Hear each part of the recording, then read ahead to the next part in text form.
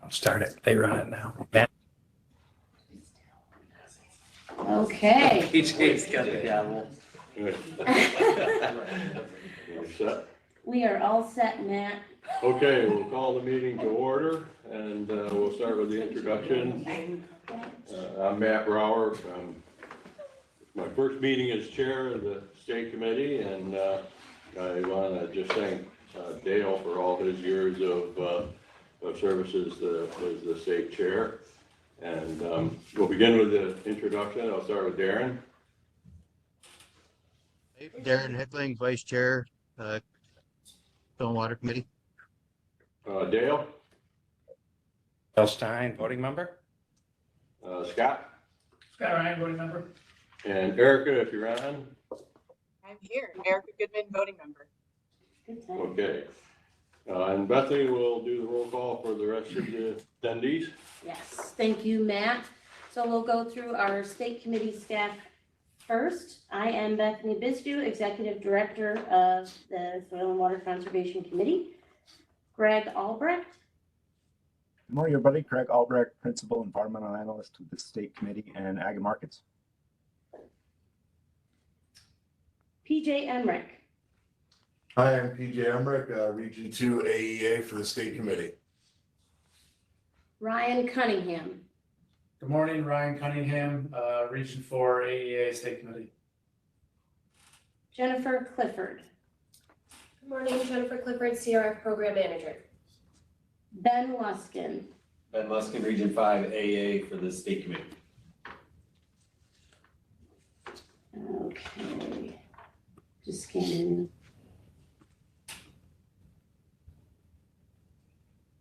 All right, Tim Clark. Yeah, I'm Tim Clark. I am an engineer. Scott Fickbaum.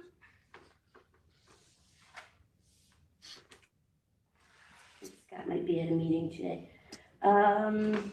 We have Tim Sheldon on the line. Okay. Victor DiGiacomo. Morning, Victor Giacomo, State Committee Field Staff for Western New York. Lauren Przorski. Hi, Lauren Przorski, Ecosystem-Based Management Program Manager. Melissa Gordon. Melissa Gordon, Administrative Assistant. Tyler Knapp. Hey, good morning, everybody. Tyler Knapp, Program Analyst, State Committee. All right. Brian Steinmiller. Hello, Brian Steinmiller, Assistant Director, Division of Land and Water Resources, Ag and Markets. All right. Are there any other staff who oh, Jason Coquitos. I'm so sorry. Jason Coquitos, Program Manager for State Committee. And Chastity. Yep, Chastity Miller, AEM Program Manager. I don't believe they're on. Okay, thank you. All right. So we'll move down to advisory members, same format. I'll just do a roll call. Anyone on from Ag and Markets? I can claim that role, Bethany. Thank you. How about Cornell Cooperative Extension?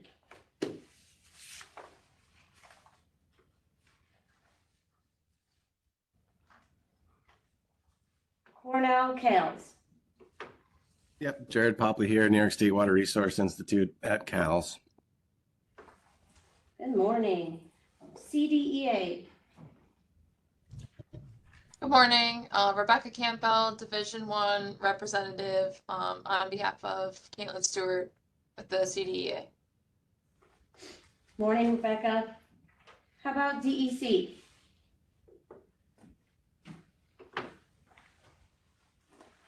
Department of Health. Hi, good morning, everybody. This is Paul Kazmarzik from Health.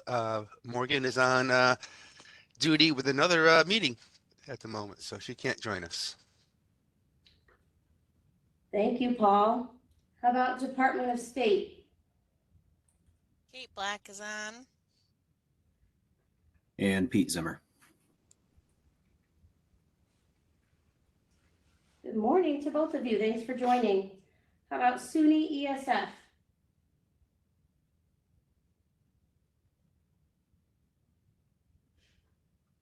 All right. right, and NRCS. Jeremy Call, management analyst with the partnerships team for NRCS. Welcome. Thanks for calling in this morning. So that wraps up our advisory members. I see that we have a lot of Soil and Water District partners on the line, so I just want to extend a welcome to you all and thank you for calling in. Please feel free to enter your name and your district in the chat function. To all other members of the public or partners who are also on the line, thank you for calling in. Please feel free to do the same, enter your name and your affiliation in the chat. Thank you. All righty, I guess we'll move to the review and approval of minutes. Is there any discussion concerning the minutes? If not, I'll ask for a motion to approve them. Second. Second. We'll go to voting. Darren? Aye. Oh, I'm Yeah. one. Aye. Okay. Aye. Yeah, everybody wants to get done. Erica? Okay, motion approved. Correspondence from Bethany? So we don't have any specific correspondence that we received since last meeting, our November meeting. However, I do want to mention prior to our November meeting, we received a resolution from the Black River Watershed Coalition. They are asking for state committee support in their establishment of their coalition, but we've built some time later on in the agenda for that item. Okay. Hold off until then. All righty. So then program updates, I guess we'll start with Tyler. All right. Here you go, Tyler.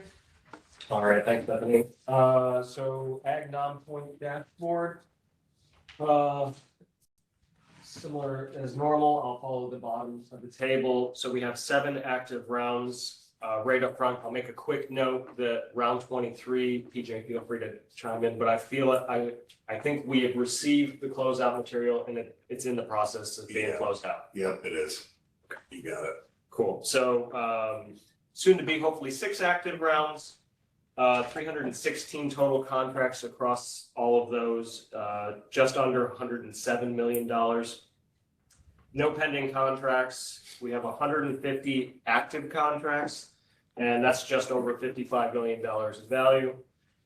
Completed contracts, we are up to 147 and just under $47 million. A few closeouts came in this past round, and we do have some end dates coming up, so I expect probably a workload coming early next year, maybe around springtime.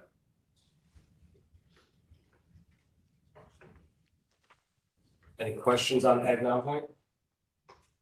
With the round 23 closing, this is the lowest number of rounds we have opened since before COVID. Because we've 21, 22, and now 23 are closing, and they were held out for so long because of COVID. So that shows you the work is getting caught up. Very good. And once we close out officially round 23, I will do a similar update that I did the last time with round 22, where we can just kind of break apart the program and what was implemented.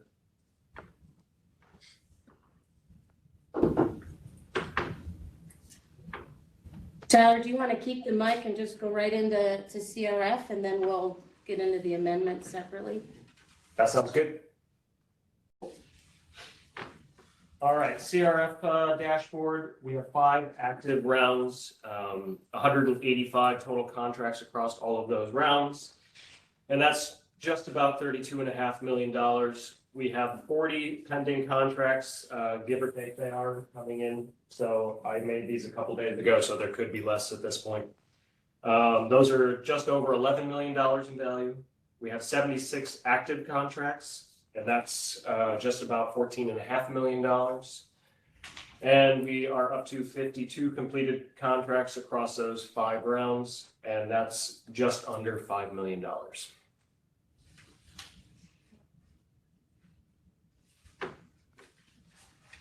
Any questions on CRF? I have a question, not specific to the programs, but mainly for the voting members. Curious about these dashboards and if there's other information you all are interested in seeing regarding our like monthly updates for our two main programs. This is a very broad overview just of the general, contract numbers, dollar amounts and such. And like Tyler said, at the end, when we wrap up an entire round, which can take several years, but we'll put together kind of an overview of what was accomplished. But is there, any other information that you all would like to see? I think this is pretty good as far as a quick look at where we're at and the progress being made myself. I don't think it has to be done monthly, and I don't know if I'm trying to remember when the round wraps up, how detailed you get, but it would be interesting to know like the types of BMPs that, finish early versus the BMPs and the contracts that take like the longest to close or complete. Again, that does not have to be like a monthly thing or anything, but maybe when you do like the wrap up of that round to just so we know like these BMPs, they're able to get through and close quickly. These ones tend to take longer. Yeah, we do that analysis. Scott? Okay, like CRF, like we're down to, like round 3 is 3 projects left. How far away are they from being completed, maybe? What's that standing? I don't know, look at Jennifer. Some of them are Well, those 3 are still active though. All the 3 are closed. well, they're all in progress and close to closing out, but yeah. You mean like the actual projects themselves are done, it's just a matter of wrapping up the paperwork? Not for all of them though. Some of them are still. Oh, I see what you're saying. You say they're closed. They're close. Close. Not closed. Close, okay, yeah, okay. Close to being closed. Sorry. So that'd be nice, yeah, so the other rounds get taken out then, soon.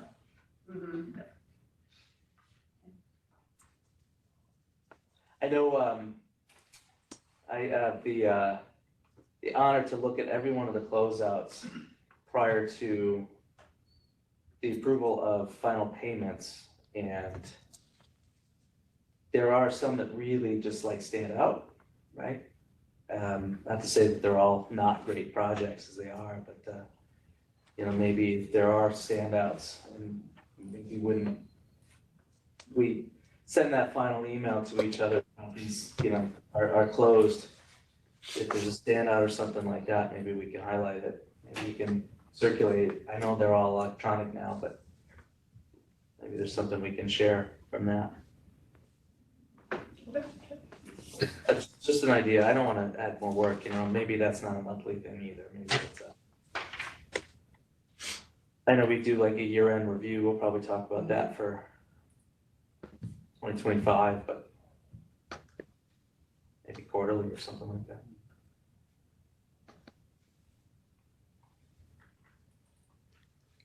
Appreciate that. Is that with that portion of the? Yep, I think so. Okay, then I guess we're on to amendments. We'll start with the Ag 9 point. So I'd like to present on the Ag 9 Center's amendments today. The first one's from Genesee County. Before we begin, I think that the board and our director talked about a recusal for this amendment for Genesee County. Yes, before we discuss this, Dale, you're gonna, would you please recuse yourself from the discussion? Yes. I am recusing. Where are these? To recuse, you have to physically leave the meeting space.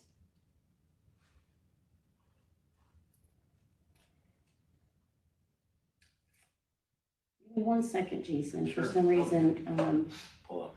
yeah, I didn't get him up. There we go. Nope, that is not the correct one.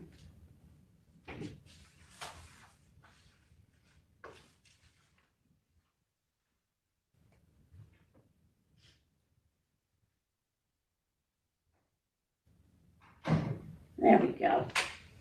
All right. Okay, great. So first, we're gonna start with Region 1. The first amendment request is from Genesee County. The contract requested for a time extension is from round 27, number C701461, titled Aquifer Protection Project. This farmstead, silage, and water management project is on one farm located within the Oatka, Black, and Beards Creek watersheds. These are tributaries of the Genesee River. Since the project was contracted, the farm has acquired new ownership. The new owners are still committed to completing the project in the same scope. However, due to the change of ownership of the project, they are requesting a one-year extension to complete design, procurement, and construction. The project scope remains the same, as I said, and the anticipated completion dates were provided in an updated plan of work and the amendment request materials. Victor Giacomo, Region 1 ADA, supports this request, however, refers to the state committee's consideration. Victor is here if he'd like to say a couple words specifically about the project, and I can speak more about the contract level details. Vic, do you have anything to add? Yeah, Jason, I thought you summed that up pretty well. Just looking to give this new farm an opportunity to complete the project as proposed, and I support the project. Thanks.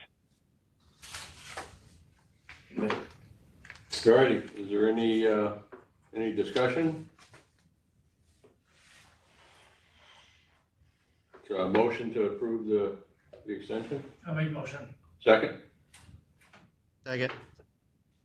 Okay, we'll vote. Darren? Aye. Scott? Aye. Erica? Aye. Okay, motion approved. We'll have Dale come back in. Yes, thank you. Can someone grab Dale, please?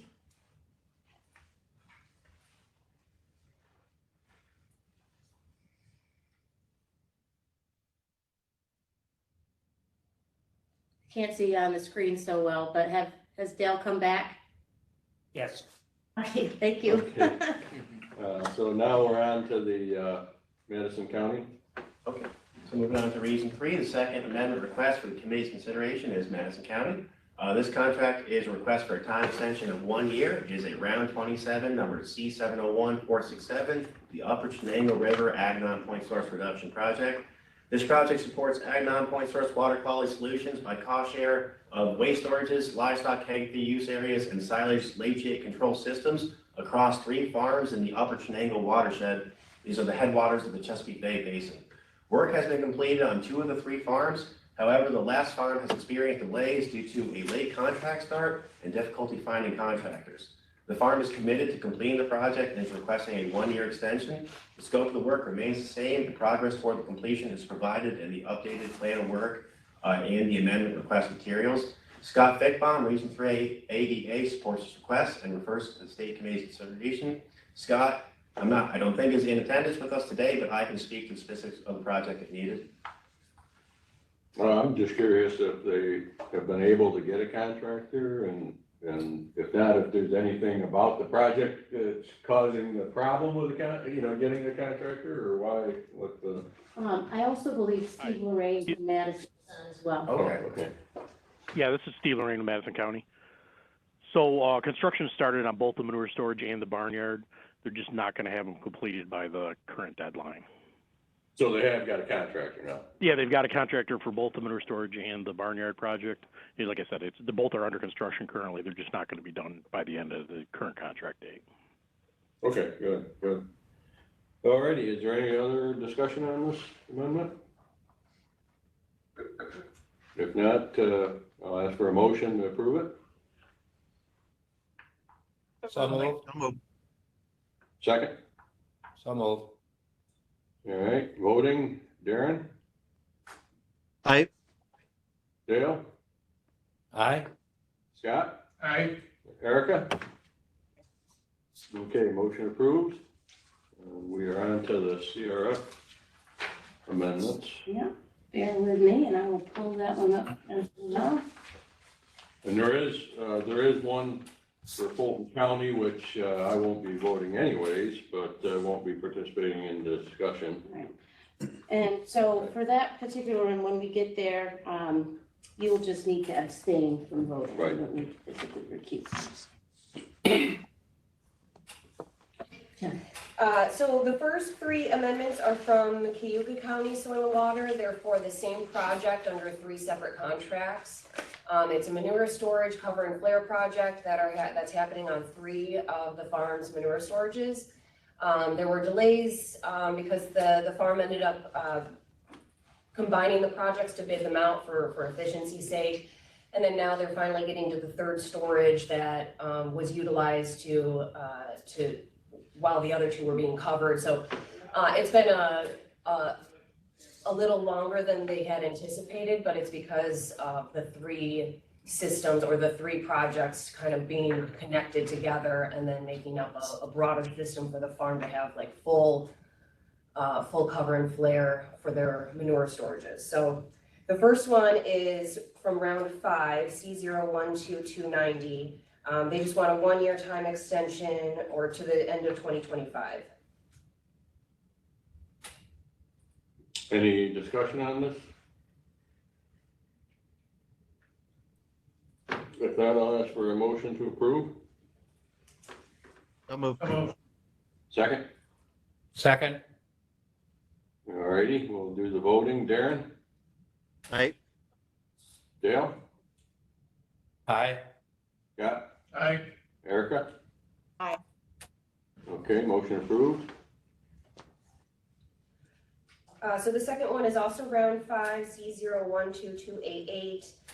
Again, it's part of the same system, so they're waiting for the flare to come in, be delivered for the system, and then they're finishing up the 3rd, covering the 3rd storage. This extension is also to the end of 2025. Okay, any discussion? I know they're all having trouble getting flares in time. The covers are getting put in, but the flares, they're having problems, whether it's supply parts or what, I'm not sure. But the covers are there in place waiting on flare installation, and that's been the delay on covers and flares, getting the flares installed. Yeah, that's exactly what happened to this project too. Is there a timeline as to when the flares would arrive? It's scheduled to arrive this spring, next spring that's coming up. And then they also have set schedule to do the cover of the 3rd manure storage. There's been discussions with a flare company in California on flares. I think Coins and Avon are going to be installing one of their flares. If that's the case, we're going to look at it. It's supposed to burn at a much lower rate of gas production than the current flares that are available. So we're looking into that to find out if we can flare off a higher percentage of gas even when it's producing at a low rate, and just to see how reliable the flare is. To come in with a better, more than one flare company is what we need. Yeah, competition. That's what is there only the 2 companies, Dale, or is there more? Right now, I think Environmental Fabrics out of South Carolina is probably doing all the covers and flares in the state. I'm not sure if anybody else is or not. If anybody else knows of one. The liner company that does liners, I mean, they do a phenomenal job and very fast, but they don't do covers and flares. I wish they'd expand into that. Because they're really fast and do a great job at putting a liner in a storage. But I don't know of any other flare company outside of the one in California. And we've been in contact with them, and they're trying to move into the state, and everybody's kind of looking for options. Yeah, it sounds like that's desperately needed. Okay. And we got both of ours up and running before it got cold, but it took us a year to get the parts, to get them both going. The one was brand new and it still took time. And the other one took a year to get the repair parts. And it was a 12-year-old cover or flare, but it's still a year delay is a long time.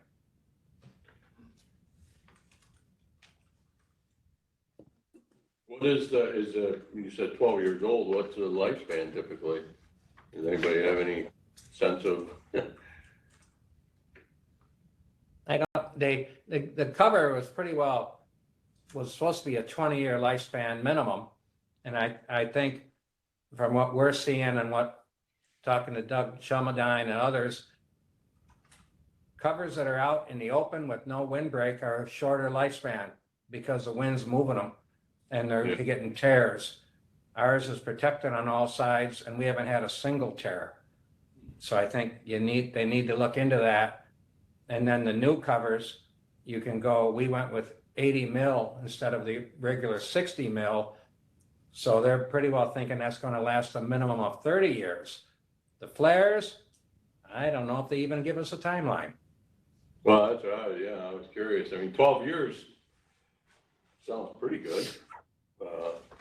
Yeah, I hope for 30 on the first one and maybe 40 on the other one. On the Not flare? cheap on the cover and all. I mean, a flare, it's mechanical. So yeah, we've had spark plug issues and the company couldn't get the spark plugs, but we could, so we sourced them elsewhere. Yeah, well, that's what I figured. The flares probably would have a shorter lifespan than the covers. Yeah, it's all electronic and everything. So yeah, it's not going to last as long. Yeah. Which, if there's not much of a supply, that makes that problem even worse. Well, I think part of the problem is also they haven't had competition. And that kind of breeds staleness in my view. If you get another company or two in here competing, maybe they'll do better on their flares. Yeah, well, that would be good, yeah. All right. During some cover and flare trainings at Conservation Skills Workshop this year, we learned from some engineers that the covers, the 60 mil HDP covers that are going in now and the liners that are going underneath are now that HDP product's built to an ASTM standard that didn't exist for that cover material that was put in the aughts. So that's a little confidence building there that the quality of the material is likely improved. Uh-huh.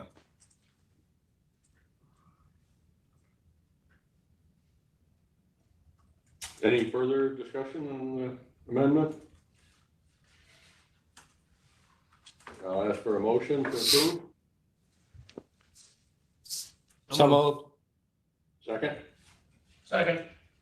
Okay, voting, Dale? Aye. Darren? Aye. Scott? Aye. Erica? Aye. All right, we got one more for Cuyahoga County. Yep, same project. This one's around 4, so this was the first one that was awarded to the farm for this, for their manure storage cover and flares. They're also needing an extension to 2025. And just the same problem getting. Same project, it's just, they're all linked Right, together at this getting point, so material. they're all on the same timeline. Yeah. So they all had, together, they So all Sunnyside, I think. Yeah. the flare and the timing of covering the first 2 That's storages. gorgeous. Something. While the 2 were being covered, now they're getting to the 3rd. It's just, they're all kind of connected now. Okay. Any discussion on this amendment? If not, I'll ask for a motion to approve it. So moved. Second? Okay, voting, Darren? Dale? Aye. Scott? Aye. Erica? Aye. Okay, motion approved. And we are on to Region 3. The last amendment is from Fulton County Soil and Water. This is a round 5, contract T012138.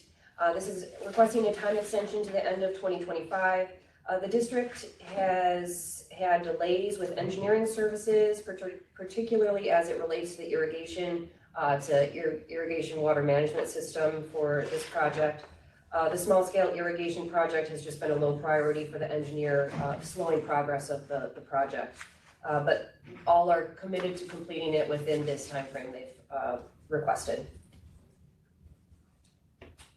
Any discussion on this amendment?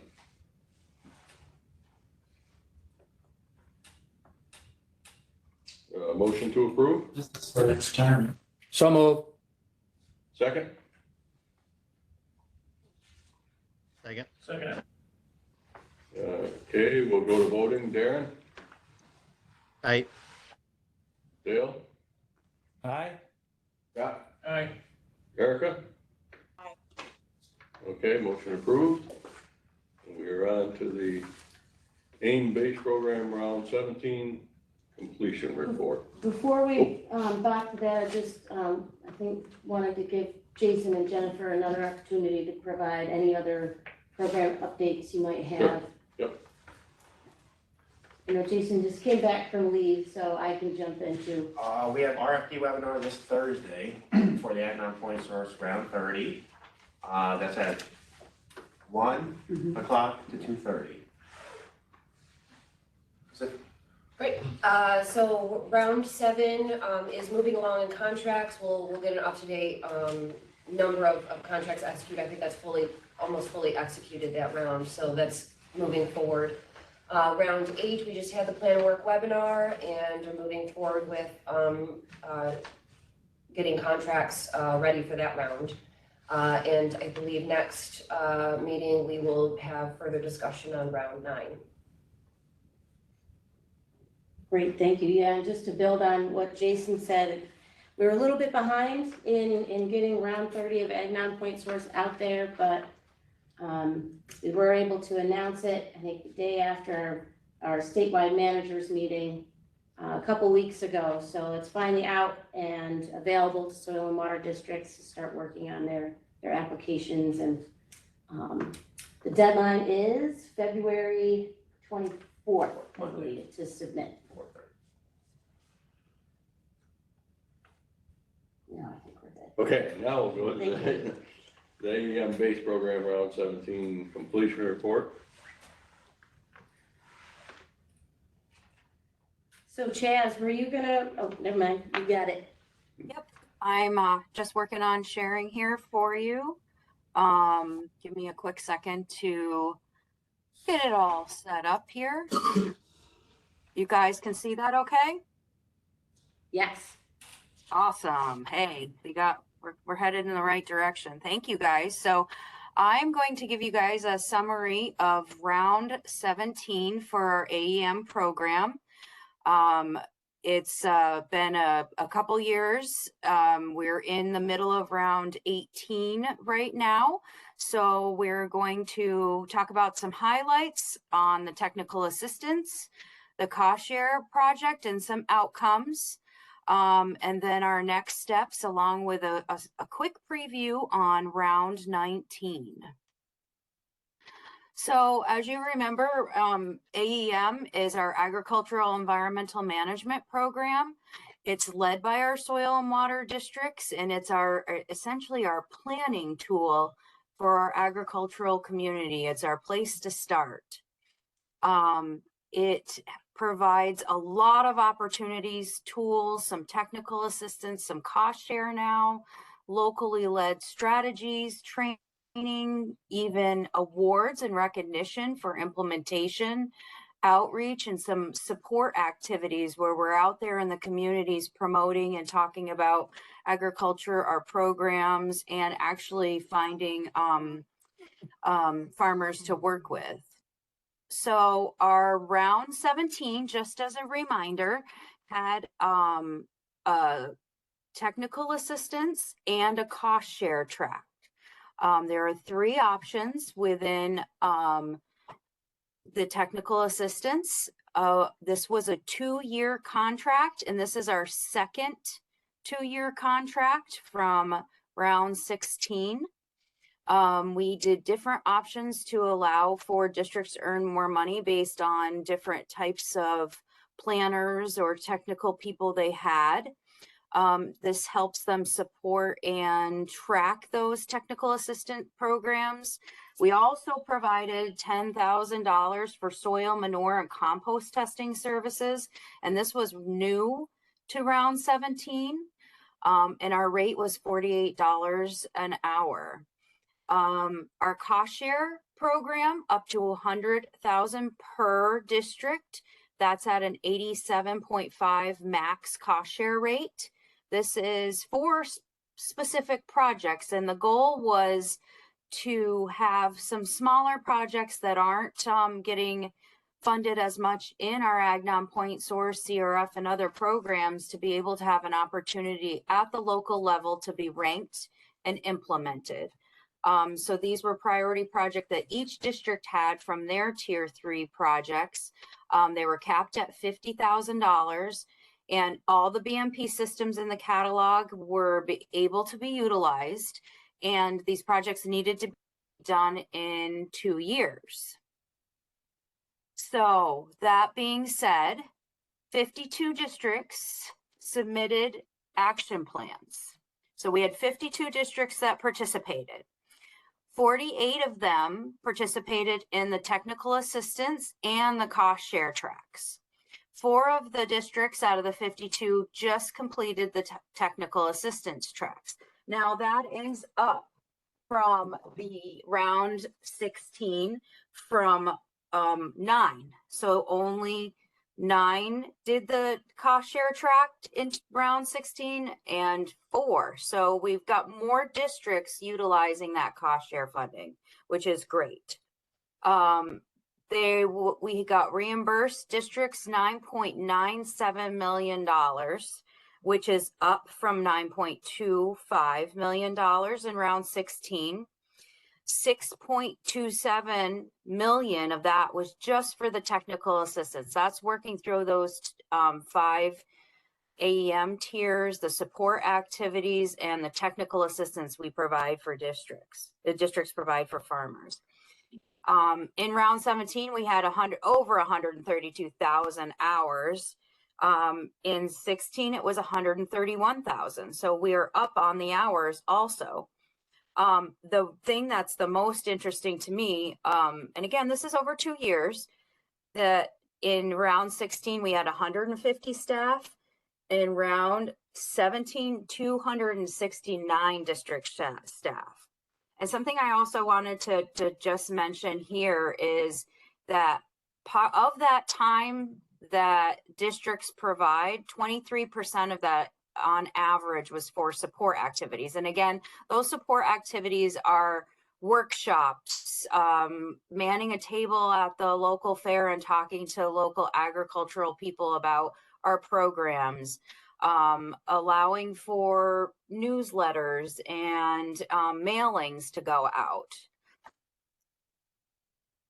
So here is a graph on how much funding was available, how many districts participated. So in the last couple rounds, we've been at 52 districts.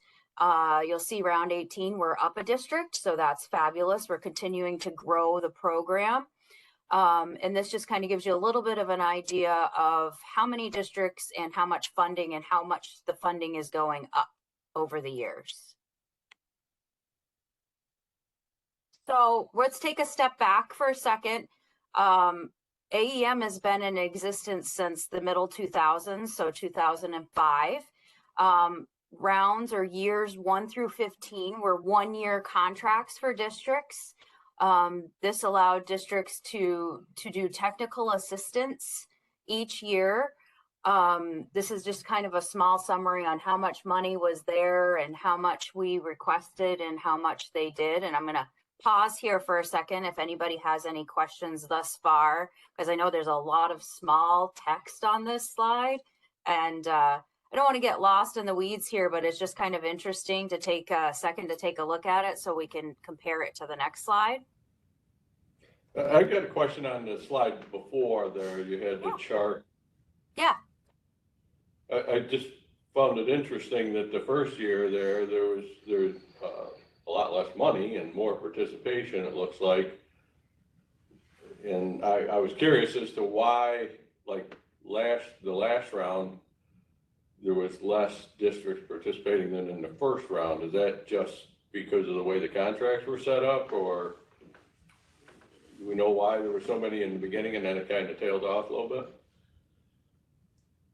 I will, Greg, do you have some history there on year one versus where we are now? Yeah, sure. So there's a little bit of a scale perception here too. So we're sort of bouncing between 54 districts out of 58. Oh, yeah, okay, To a low, in the teens there of 50. And, it was district board and staff choice, right? It's any district, and I would say all the districts, including those in New York that cover the boroughs in New York City, are participating in AIM broadly. And so this is a chart of participation in explicitly the AIM-based program. So that funding program for, technical assistance support, and more recently, like Chaz has been discussing, cost share projects. And, as staff and boards change over time and see successes nearby, and we also open up opportunities or become clearer in where AIM can be applied, like maybe not necessarily what people would think traditionally as a farm, whether it's a forest farm or a community garden market project in a more urban setting.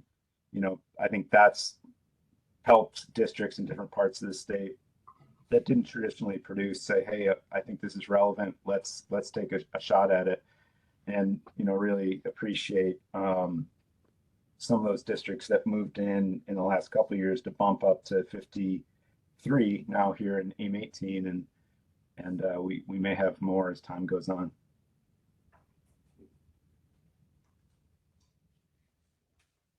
And to add to what Greg said right here, where my cursor is on this slide, that's where we shifted to adding the cost share funding in and going to 2-year contracts. So that's where that jump is right there too, just to add that context.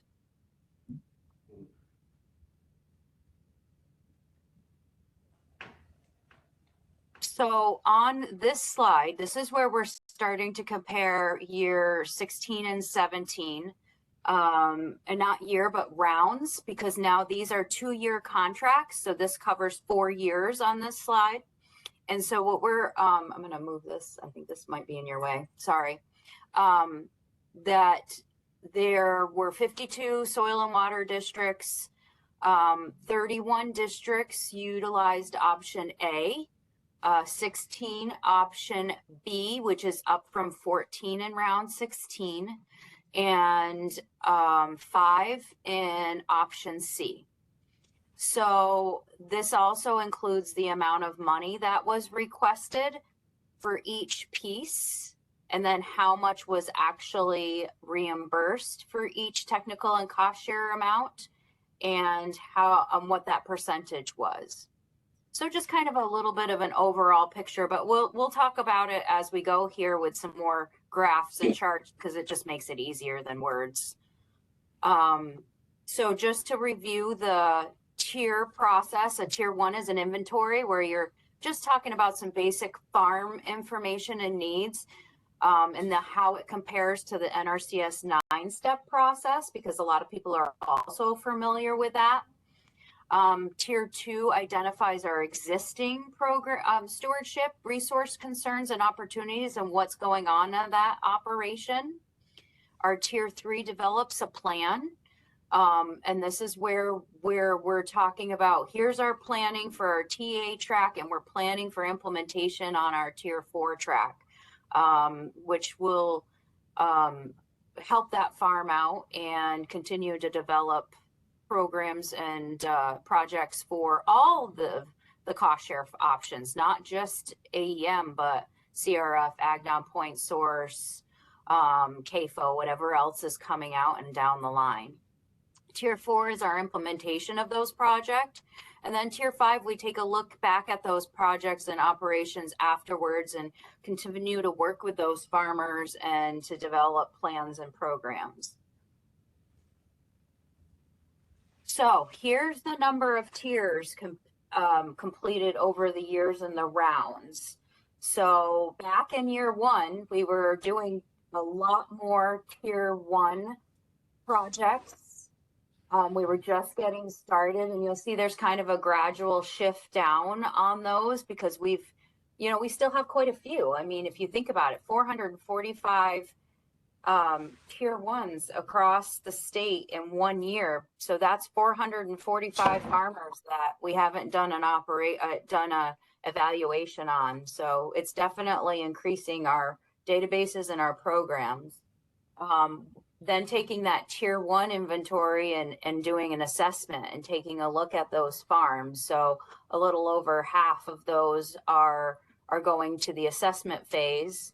And then we're developing plans for those operations. So pretty good numbers on what districts are doing, and they're working really hard with these farmers. So here is that data in a chart. So our tier one inventories have been going down, but shifting up again. And it's just kind of interesting to take a look at some of these and where they are and what they are. I just wanted to also note that these round 16 and 17s are 2-year contracts. So this is a 4-year span of time. Also, during this time, there were 2,799 soil tests completed, 86 manure tests completed, and 11 soil health evaluations completed in our round 17 2-year time period. Hey Chaz, this is Brian. Yeah. I really like the way you framed up that stat on tier ones even this far into the program. And I'm not asking you for the answer to this question. Is that I'm not sure that you would have the data or if we would have the data, but do we know like what types of farms generally those new tier ones represent? I think that's really great to show that there's still 400 or so farms coming into the program for the first time 16 years later, and it would be interesting to kind of note if you've got some data on the types of farms they might be. I know that we've all worked very hard on outreach and bringing new farmers into programs and diversity of operations and locations and all of that. So it might be interesting. Well, you've asked a fabulous question. I do not have the direct answer for just tier ones, but you've set me up for our next slide. And I love it when that happens. So but I will get you that number for just the tier ones. And I'm sure Tyler's probably over in Syracuse, like pulling numbers up as we speak, because that's what we do, right? But here is a summary of what farms we're working with round 17 overall. So this is for the whole program, the number of farms and the kind of breakdown of those types of farms. There are 4 hemp and 4 hop operations in here. They're not 0%, but they're such a small number. But it's kind of neat to take a look at the layout of the types of farms that we are operating with. This other category has kind of a variety of different things. Some of them, like one of them is actually a donkey farm, I noted. So which I thought was kind of interesting. So, but here's the kind of the rundown of what districts are working with and types of farms that they are. Which I think this is kind of a neat layout of what everybody has and whatnot. So taking that in, sorry, go ahead. I was just gonna say thank you. This is great, and it doesn't have to be just specific to tier ones, but having this data is really important to tell that story of new types of farms coming in. I remember dairy was much higher in past years, probably justifiably so, and that number has decreased and given way to a lot of other types of farms coming into the program. Absolutely. But it is interesting. That is a good question, and kind of maybe taking a look, and we can do that at the differences and see if there is a trend of farms over the years, because that would be kind of interesting for sure. And you're, that's neat to think about. So we could look at this data in so many different ways and so many different ideas for sure. So Yeah, I'm wondering if maybe some of the more recent ones are smaller farms. That's- That, everybody was targeting the bigger farms, more problems, CAFOs that had to do something. If maybe the more current ones are smaller farms that we're finally getting down to. Smaller or new farmers? I'm questioning how many new farmers, young people have gotten in and now are applying. So as Chad said, I was crunching numbers in the background. So this is specific to tier one's round 17. So primary leading the way are beef operations at just under 180. So that Dale might be onto something. Maybe some of the beef farms that we didn't necessarily catch up with before are coming forward now. Followed by dairy, 106. Fresh market vegetables, 88. Cash grain, also 88. Horses, 56. Sheep and goats, 55. So yeah, you can kind of see that pattern that we're not as primarily leading the way with the dairy operations that we've seen in the past. Thank you, Tyler. So yeah, very interesting. We'll definitely do some charts on that. I like those circle graphs. They're fun. So taking a look at the planning side of our technical assistance, here are the tier 3 plans that have been completed and for the number of farms and the acres. And also the tier 5B. A couple notes of interest. That the number of farms in round 16 was 566 and round 17 was 481. There's less acres overall worked with in round 17, but the average size of the farm has gone up, down just a slight bit. So that kind of supports, sorry, I almost said that separately, 131 acres for tier 3 plans is the average size overall of all of them. So it's gone down slightly. So it says we are working with smaller farms is basically what I'm trying to say in 800 words there for you. And 5B, kind of a similar story, but there's actually more farms we were working with for 5Bs as opposed to round 16. The average size of the farm there has also gone up slightly. So more 5B plans coming out, a little bit larger than our round 16.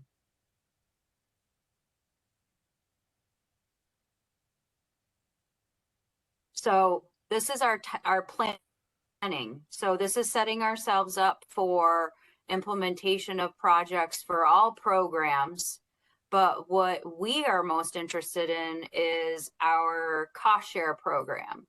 So we had $3.7 million worth of cost share projects in round 17, 162 projects on 167 farms, which were 177 BMP systems with 447 conservation practices. So that included just about every conservation practice out there and just about every system out there. In round 16, the funding that was provided was 3.47. So we've gone up in cost share assistance. We've gone up from 160 cross share projects to 162 in round 17 from round 16, 152 farms to 167 farms. And so there's also in this, there was 7 projects in round 16 that had NRCS cost share match, but 10 in round 17. And 29 district match projects and 29 in round 17. Interesting that it's the same. So on average, the cost share projects per district for round 17 is 3.7, and round 16 it was 3.5. The average state share was 20,000 in round 16, and it's 22.6 in round 17. The average sponsor share in round 17 is 12,500, but in round 16 it was $4,000. So there's more sponsor share and more district assistance happening, and local shares happening across there. The average landowner share has also gone up slightly from 13,000 to 17,000. And the average project cost for round 17 was 52,000. And in round 16, it was 35,000. So projects are getting bigger. There's more of them. There's more assistance being provided for those projects. And the most common project is cover crops. I'm gonna pause here. Go ahead. Yeah, real quick, Jazz, for the sponsor share, that's interesting, and also testament to the districts. It was a big increase from round 16. Do you know if that's like matching funds from like a local source, or is that more in-kind contribution from districts? That's a great question. It's actually more local sources. So some districts are utilizing some of their Part C funding. Some districts are utilizing some other programs, like from a town, village, or county. There's some local environmental funds that some districts have been able to tap in and utilize for projects. So that's a lot of where it's coming from, Part C, and more along the lines of local programs that districts are working with their legislators and elected officials to utilize to get those projects going forward. So it's kind of interesting.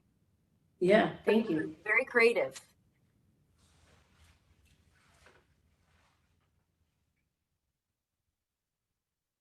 So just to take a second and remind us what our systems are.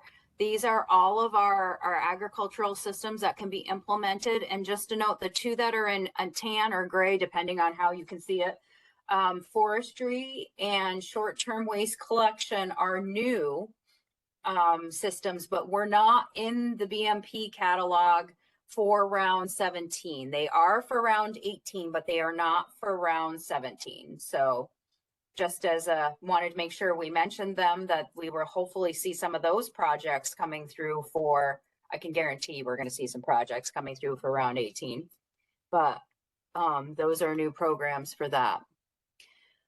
So this chart summarizes the practice systems that have been implemented for round 17. You'll see at the bottom, there's like this orangey color. This is actually round 16 projects for the same systems. So access control systems for round 16, we had 5, but we had 10 in round 17.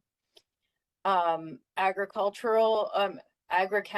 4, and now 8 in round 17. More erosion control structural systems, so that's cover cropping. Those types of projects, 16 to 24. We actually got integrated pest management systems. Our irrigation went down slightly from round 16 to 17, from 5 to 2. Livestock heavy use area runoff from 25 to 20. And you get the gist. I don't need to read them all for you. You guys can see them. Any questions here? it's very interesting to see the whole gamut of projects across here.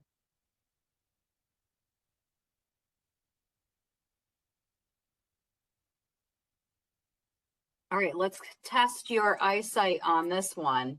So here's the individual practices on round 17. And not to get kind of stuck on this slide for too long, the point is there's a lot of them. There's a lot of different practices getting implemented across the state. There's tree and shrub programs are about the same. Stream bank protection has gone down slightly. On-farm secondary containment has gone up from 5 projects to 13. So that's been a pretty popular implementation project. Diversions went down slightly. Cover crops are about the same, up just to touch, about 1,000 acres from round 16. So we're starting to see some more of those projects come through. But the point is there's a lot of projects going on, a lot of units, a lot of feet, a lot of acres. Just interesting to kind of see where they are. So this one talks about how much funding we actually had for technical assistance. So as you can see, state share was $3.4 million. The sponsor was $500,000 and 2.8 for landowner share. So this chart shows you how much state funding, which is in the blue, the sponsors in the red, and the landowners in the green. So where projects are coming from. Now, one note that I didn't put on here was waste storage systems, because it skews the bars so significantly, because the landowner match on waste storage systems, the few that there were, is very significant. There are projects that had some NRCS funding with them, most of them. So the landowner share was significantly more than the state share.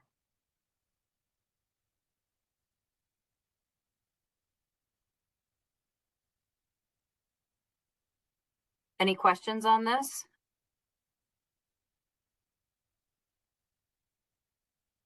I hope I haven't lost you all. Whoops, I went a little too far. Hang on. So let's talk about some awesome projects that districts are implementing. So Region 1, Wyoming County. This is a project where the farm utilizes ag bags. They weren't stored on anything. They were having some leachate issues.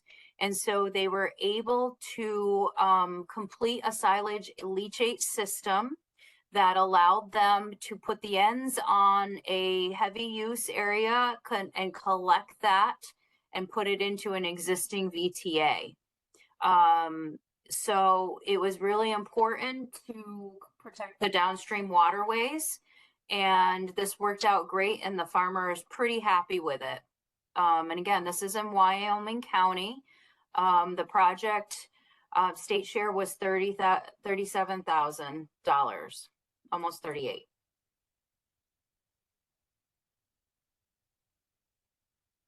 Another amazing project, Region 2, Ontario County. This is a grassed waterway. It was built to convey large storm events across the farmland. This project is really important because Seneca Lake is in the distance. You can see it over here. And it's really important in this area to implement projects like this to support 9 element watershed plans. There's a lot of work going on in that area for that improvement. And so this project worked really well with the implementation of a grass waterway and underground outlet. The farmer did, after the project was complete, put in some pattern tile drainage to support this for management, and they did that on their own, but this was something that they were able to work with the district on, implement a project that worked great for them. And they're saving 92 tons of soil per year on the acreage for this project as a result of this grassed waterway that's working for them in the area. When I talked to Megan Webster, the manager at Ontario County, she was really excited because it was a really positive project for them and for the landowner.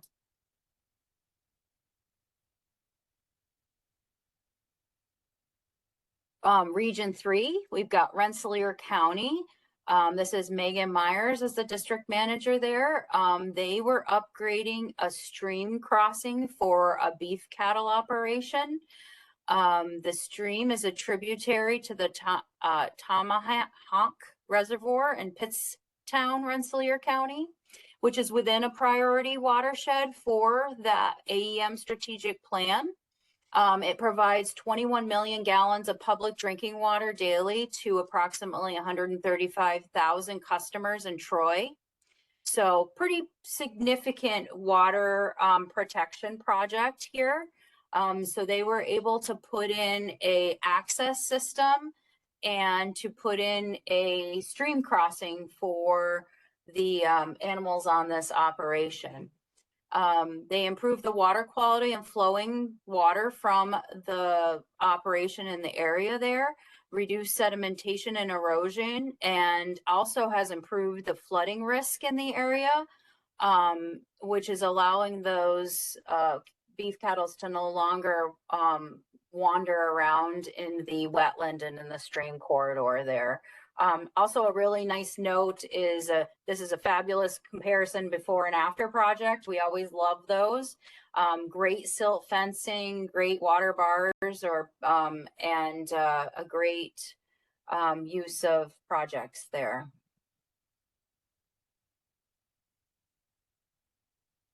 Region 4, Clinton County. This is Pete Hagar for Dorado Farm, and it's a small beef dairy operation on the Great Shazy River. They have a great rotational system, but the beef cattle and the dairy replacements are kind of kept in the wintering area, and it's kind of gotten muddy and messy. So they implemented a livestock heavy use area runoff protection system. They've also put on some gutters, heavy use area, and some fencing around there, and also did some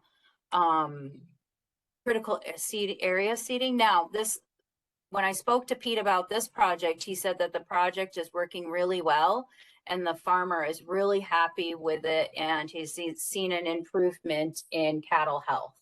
So exactly what we're working towards and how we're working on projects. Ulster County, Harrington Farms. This is also another livestock heavy used area, but also, as you can see, has a roof. They also removed some obstructions from that area, so were able to, which you can see down here in the bottom. This is a multi-generational farm with a herd size of around 60 Black Angus, and they utilize this area in the winter for a sacrifice area. It was becoming really compacted, muddy, and pretty yucky in the spring and late fall when things got muddy and wet and icy. Difficult to feed the hay in the fall and the spring months because of that. And the biggest issue was the manure removal. It was very difficult and hard to do.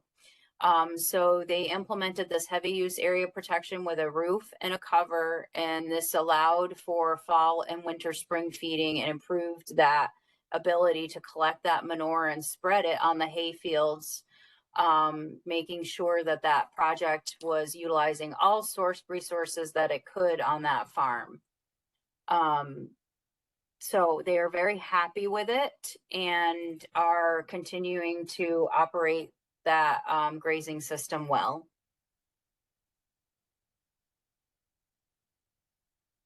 This is region 5, Suffolk County. This is the implementation of an irrigation water management system. This is on almost 40 acres. When I spoke with Corey Humphreys from Suffolk County, he had followed up with the grower many months after it had been installed, and they said that everything was running well. They were really happy with it. They've even been able to expand their operation. So they went from these sprinklers to this grounded irrigation system. The landowners don't live on this operation, so it was very difficult for them to get there and move things around and shift things around to hit all of that acreage. So having this system put in place was critical for their needs. They're going to continue to work with the district in the upcoming years to help with an irrigation system for some new acquired acreage. And they're continuing to work on erosion issues and concerns that they've had across that operation, and want to work harder on saving water as much as possible and to continue to improve their operation. They're very happy working with the districts there. So let's talk a little bit about our estimated environmental effects. These are the sources of the following couple slides we're going to talk about. So our Tier 4 implementation projects have some savings. So our nitrogen reduction was over 45,000. Our phosphorus reduction over 6,400 pounds per year. Our sediment reduction over 3,500 tons per year, and we sequestered 1,696 carbon dioxide. And so these equivalents are to 313 gasoline powered passenger vehicles driven for a year, 279 home electricity use for years, and a lot of oil, over 3,000 barrels. So this is pretty impressive. To take a look at, there was more phosphorus than from round 16. It was almost 4,000. The rest are about the same averages. And, you know, just interesting to see how much of a impact these projects that are implemented have on those numbers. Now, if we took those projects that are planned for Tier 3s and Tier 5s, these are our savings that we would have, which is huge. So remember, our AEM program is there for helping and planning operations. Projects are not just implemented through AEM, they're also implemented through our other programs. And so hoping that a lot of those projects actually get implemented, these are the estimates and the savings on nitrogen, phosphorus, and sediment that we would have if we were to get those projects implemented. And not to mention, some of these projects get implemented without funding. So farmers are getting those plans and putting them in place themselves, but now they have a plan and an idea of what's going to work the best for them and what's the best for the environment. So overall, it's not just what we can cost share, it's what we can help them get on the ground and implemented. But the cost share makes it nice, and it's a great opportunity. And any questions on those so far? And a huge thank you to those districts who let me highlight their projects and poke them for more information on those projects. There were so many to choose from. It was really difficult to decide, I'll tell you that. So great job by all the districts and all of those that are even thinking about talking about doing AEM. Let's get you in there and maybe get you started on a few things. It'd be great.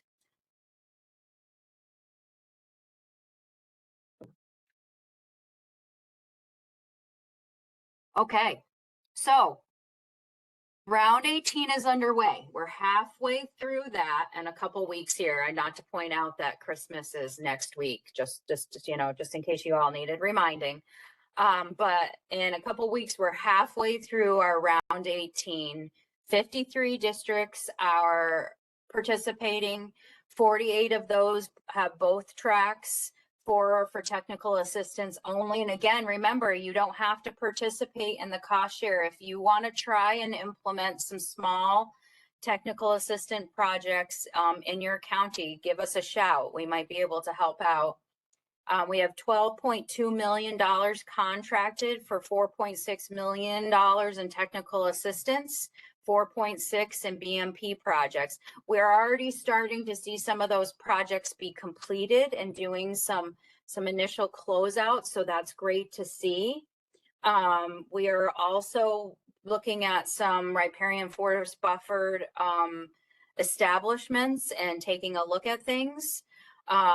So things are moving forward and looking good for round 18. And again, here's the numbers, and these are my favorite charts. I know it says I'm slightly a cheese ball, but it puts all of it in one nice handy dandy chart of what the programs are, how much money there is, $51 an hour in technical assistance rate. The districts have up to $200,000 per county. They can implement 87.5% cost share. We're continuing to emphasize that outreach and local awards. I want to see those. I love to see them on Facebook. It's great. We'd like to highlight some of those too. We've got a couple new systems in the BMP catalog that I know districts are working on. But that being said, while we're in the midst of round 18, we are of course working on round 19. So we're hoping possibly for a change from 2 years to a 3-year contract for round 19. Multiple rates.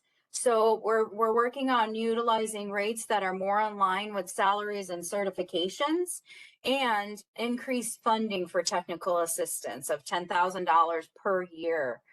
And again, that's for 3 years. So this is what it would look like. And so you're going to see larger numbers here, but it'll give districts a little bit more time to get the whole planning phase through. And it also increased the amount of money from 200,000 to 300,000 in the state share. But those projects need to be done in 3 years. Sorry, the cat advanced she likes to be participating. They advanced the slide. So let me go back for a second on that one, because there's a lot to gather on that. So again, 3-year contracts. We've also added the SAF certified forestry technician. We're continuing to do the soil testing, increasing the rates and having options of different rates. So a lot of exciting things coming down the line. Our timeline. So we've been throwing this idea and these thoughts out to the SPAC, to the TAC committee, and we've mentioned it a little bit, I think, here so far. But we are talking about trying to do another SPAC conversation in January and get districts' feedback. So far, it's been pretty supportive. We're going to do a full-blown presentation to you guys in January for round 19, and we'll have a program and contract policy document there for you guys to take a look at. We did present this information to the TAC earlier this month, or I guess at the end of last month, and that was really well received.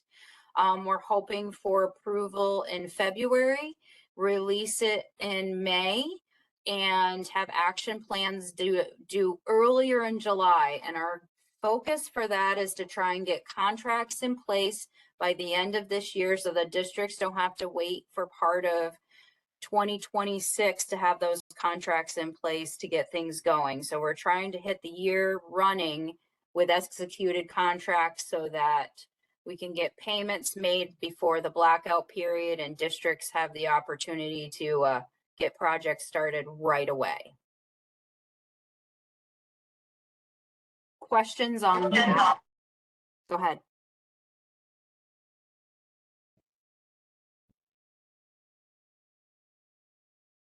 Anybody have any questions on that one?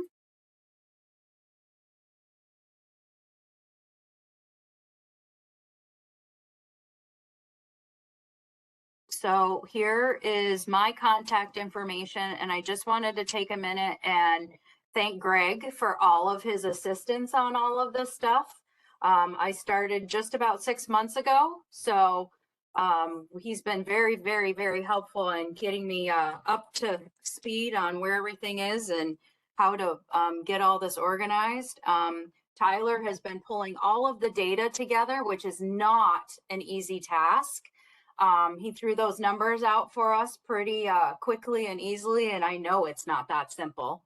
All of our AEAs who work with the districts and collecting all this information and data and helping them get through the process of the programs.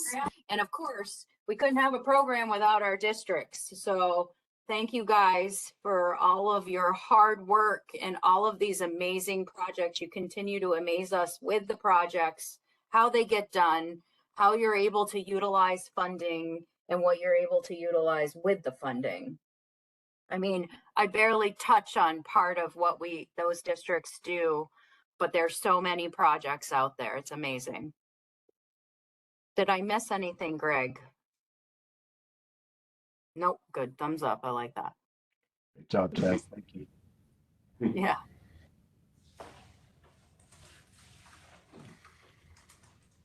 All right.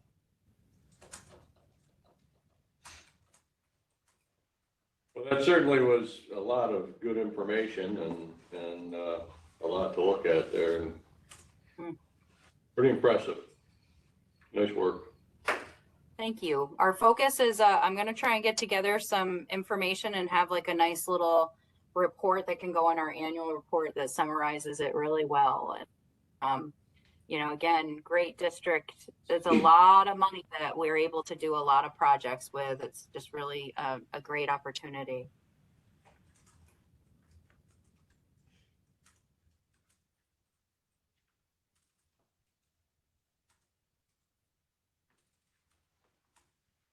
And I didn't go too far over, Bethany. Thank you. All good. So thank you very much, Chaz, and thank you for all those awesome district highlights. I know a bunch of folks were on the line. I appreciate you guys sharing those projects with us.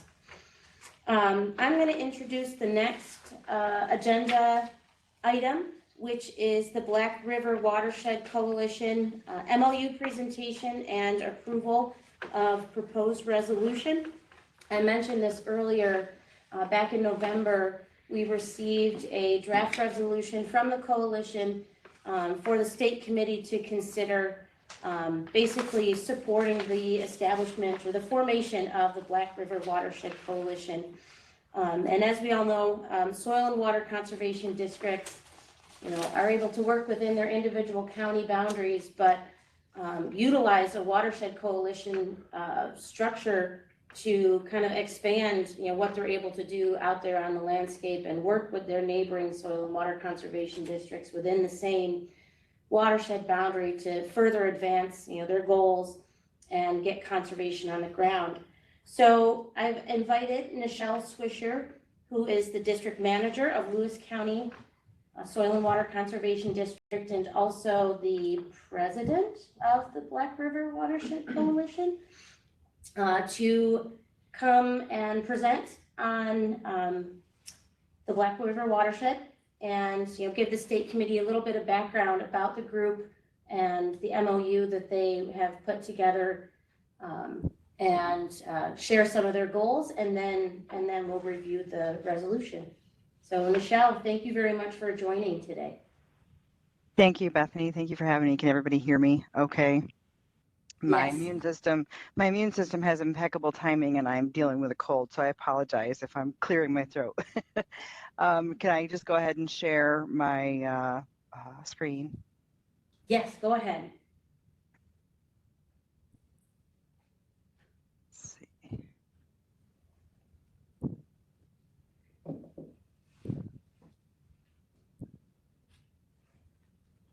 Okay.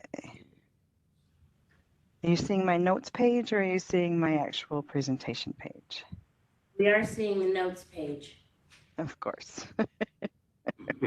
If you have two screens, share the screen that has the presentation on and shift the other one to the side. Okay. My apologies. No, you're good. It's not an easy process. And of course, I'm trying to get this back and I can't see it. Okay, so we're going to move this over here. Attempt that. We still sharing the same? Yes, we still see the notes. Okay. Well, I'm gonna just go ahead and work on this while I also try and talk to you. Again, thank you everybody for having me today. I'm actually grown up around the Black River watershed. Wanted to thank the committee for allowing me to come in and talk about it. Familiarize yourself a little with it before we bring the resolution ahead. I also wanted to thank Scott Fickbaum and Ryan Cunningham for helping us get some of the details worked out in forming the coalition. Let's see. And I just want to give a little bit of history as well. The Black River watershed, the Black River itself, is one of the few waterways in New York State that actually flows north and north, and then northeast. Anybody could give me an indication, and we're good, Greg? Okay, all right, perfect.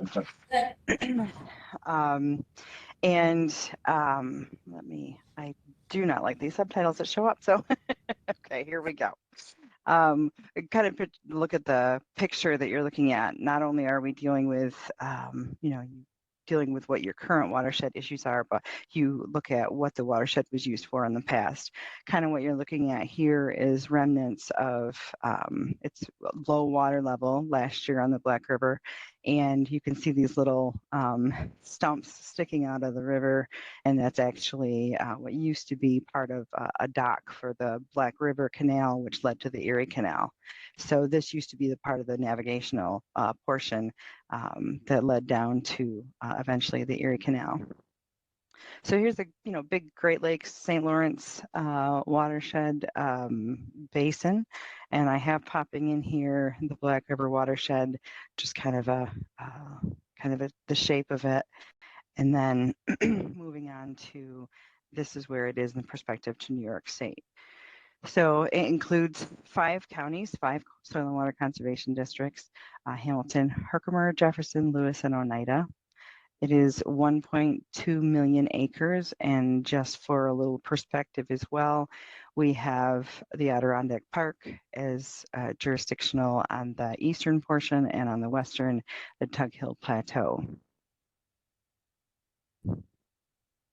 We are all also members or indirect recipients of FLOPA. For those of you that are not familiar, the Finger Lakes Lake Ontario Watershed Protection Alliance. It is a watershed alliance, 25 counties, all highlighted either in light blue or turquoise. And all of our watershed flows into the Lake Ontario. And we basically have 25 members and getting equal portion of the Environmental Protection Fund. Our goal clearly is water quality. We have an administrative staff that is Christy Lamanche, and she is the one that kind of helps direct us in how we move forward with our water quality funding. And FLOPA has been the source of a lot of our funding for any of the projects that we've done in the watershed to this point. So the Black River watershed can be kind of characterized in 3 different sections. The whitewater, which is the water that comes from the Adirondacks. It's fast, it's definitely more narrow. This is where you have some of your very adventurous, in my opinion, crazy kayakers that come through and utilize this section. Then as we get down below the Lions Falls, we have like a 42-mile section of what we call the flat or still portion of the river. It's pretty flat. It's the floodplain. It's the Black River Valley. It's our dairy / corn. And this is where our rich soils are for agriculture in Lewis County. And then it gets into the whitewater, gets very narrow in the northern portion of the watershed, steep cliffs, and a lot of dams. Again, we have 5 counties, just a little demographics. 1 city, which is the city of Watertown. We have 37 towns, 18 villages, and 61 units of government within this watershed. And then some of the other statistics, we have 3,910 miles of streams, 500 lakes and ponds, making 33,500 acres, and 1.2 million acres of the watershed overall. On the scale of the watershed scale, the 11-digit, not the 10 to 12-digit, 11-digit scale, we have 19 hydrologic unit codes.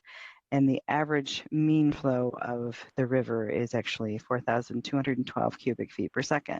By no means is that the high or the low, but it can be quite the monster in Lewis County anyway. And one other thing I think I talked about before is we have 178 dams throughout the watershed. Again, for a little perspective, I'm going to compare the Mohawk and the Black River. We have 5 counties in the Black River, 14 counties in the Mohawk. The size is about half, maybe, of the Mohawk in terms of square miles, but in terms of rivers and streams, we think have 175 miles less than the Mohawk River, and then almost twice as many lakes, ponds, and river acreages in lakes, ponds, and rivers. So we are pretty well packed in our water reserves. I'm going to give you a little bit of the history. When I started in 2006 at the district, I had a few days to say, hey, you're going to accept a check for a Department of State watershed management plan at the Glenfield boat launch. So I can't say that I had anything to do with the initial portion of the grants. But then we were funded for a watershed management plan, which led to a 9-element plan, one of the first 2 in New York State. Moving forward to an adaptive management plan, the formation of the coalition, and the actual first meeting of the coalition. So the initial watershed management plan was a group effort between the Soil and Water. Clearly the funding came from the Department of State, Division of Coastal Resources. The Lewis County Soil and Water was the project manager, with the Tug Hill Commission being a major player, providing different sources of funding that that didn't pay for, that paid for a groundwater assessment, socioeconomic, other things that the Division of Water funding didn't pay for. And clearly we had stakeholders, including the 5 soil and water conservation districts, provide input to that watershed management plan. That was completed in 2010. One problem with that is that at that point, the watershed management plans weren't being held to the standard of a 9-element plan. We'll get into that in a second, but this, for the watershed management plan, we came up with high priority, medium priority, and we'll say lower implementation priority, but still protection priority. What are our major impairments? Nutrients and sediment, acid rain, and acidic deposition was a big reason why, at least in the eastern portion over the Adirondacks, why some of those watersheds were of higher importance because of the fish consumption and whatnot. Fish advisories in that area. This kind of led to this lack of meeting those minimum elements, working through the Water Quality Committee as well as DEC, the Great Lakes coordinator, Emily Fell. They came up with a 9-element plan in 2016. And then that 9-element plan kind of looked at, okay, we've got certain inadequacies, basically. When we apply for grants, we're asked to apply for grants on a 12-digit HUC. We did our watershed management plan based on an 11-digit HUC. So also our PWLs that were taken, the water quality assessments that were not done to the 11 or 12-digit HUC. So we were looking at this Black River adaptive modeling, which involved DEC, Tug Hill Commission. We hired a contractor and actually had some water sampling done throughout the counties utilizing FLOPA funding to analyze some of the water quality data in the watershed. Let's see, it's not progressing.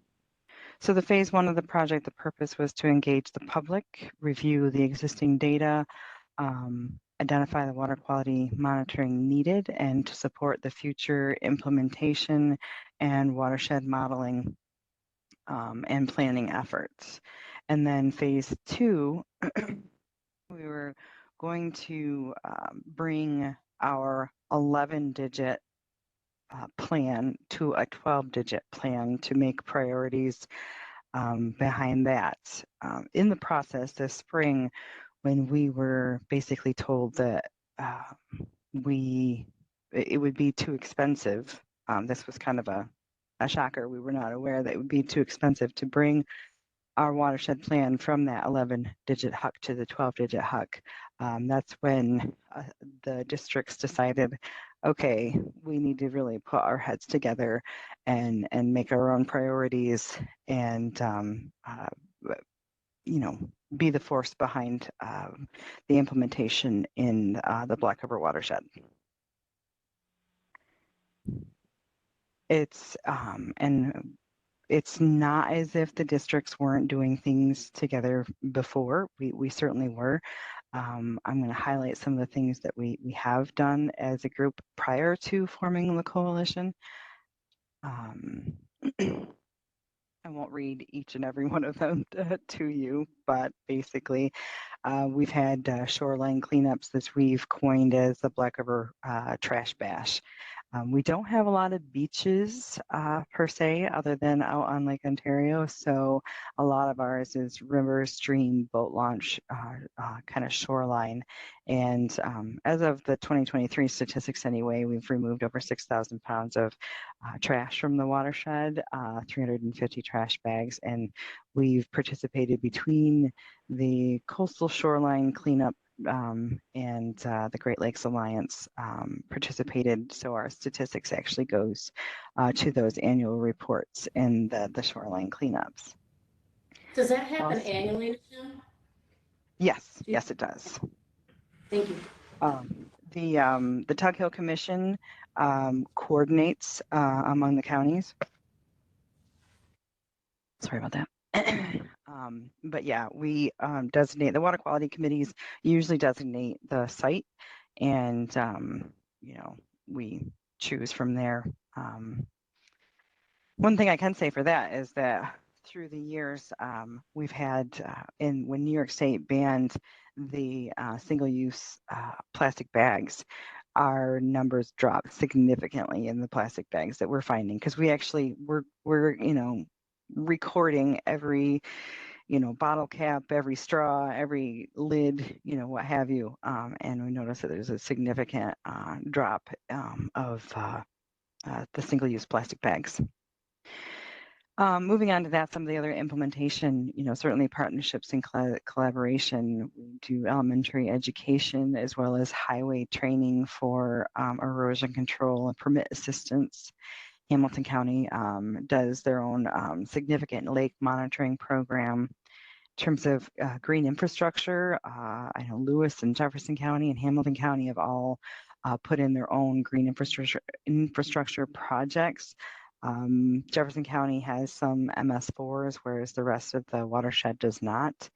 And we've assisted the fairgrounds in reducing their stormwater volume and I won't individually read each one of them, but as well as we've either participated in or supported NAC assessments, the North Atlantic Aquatic Connectivity Collaborative Culvert Assessments.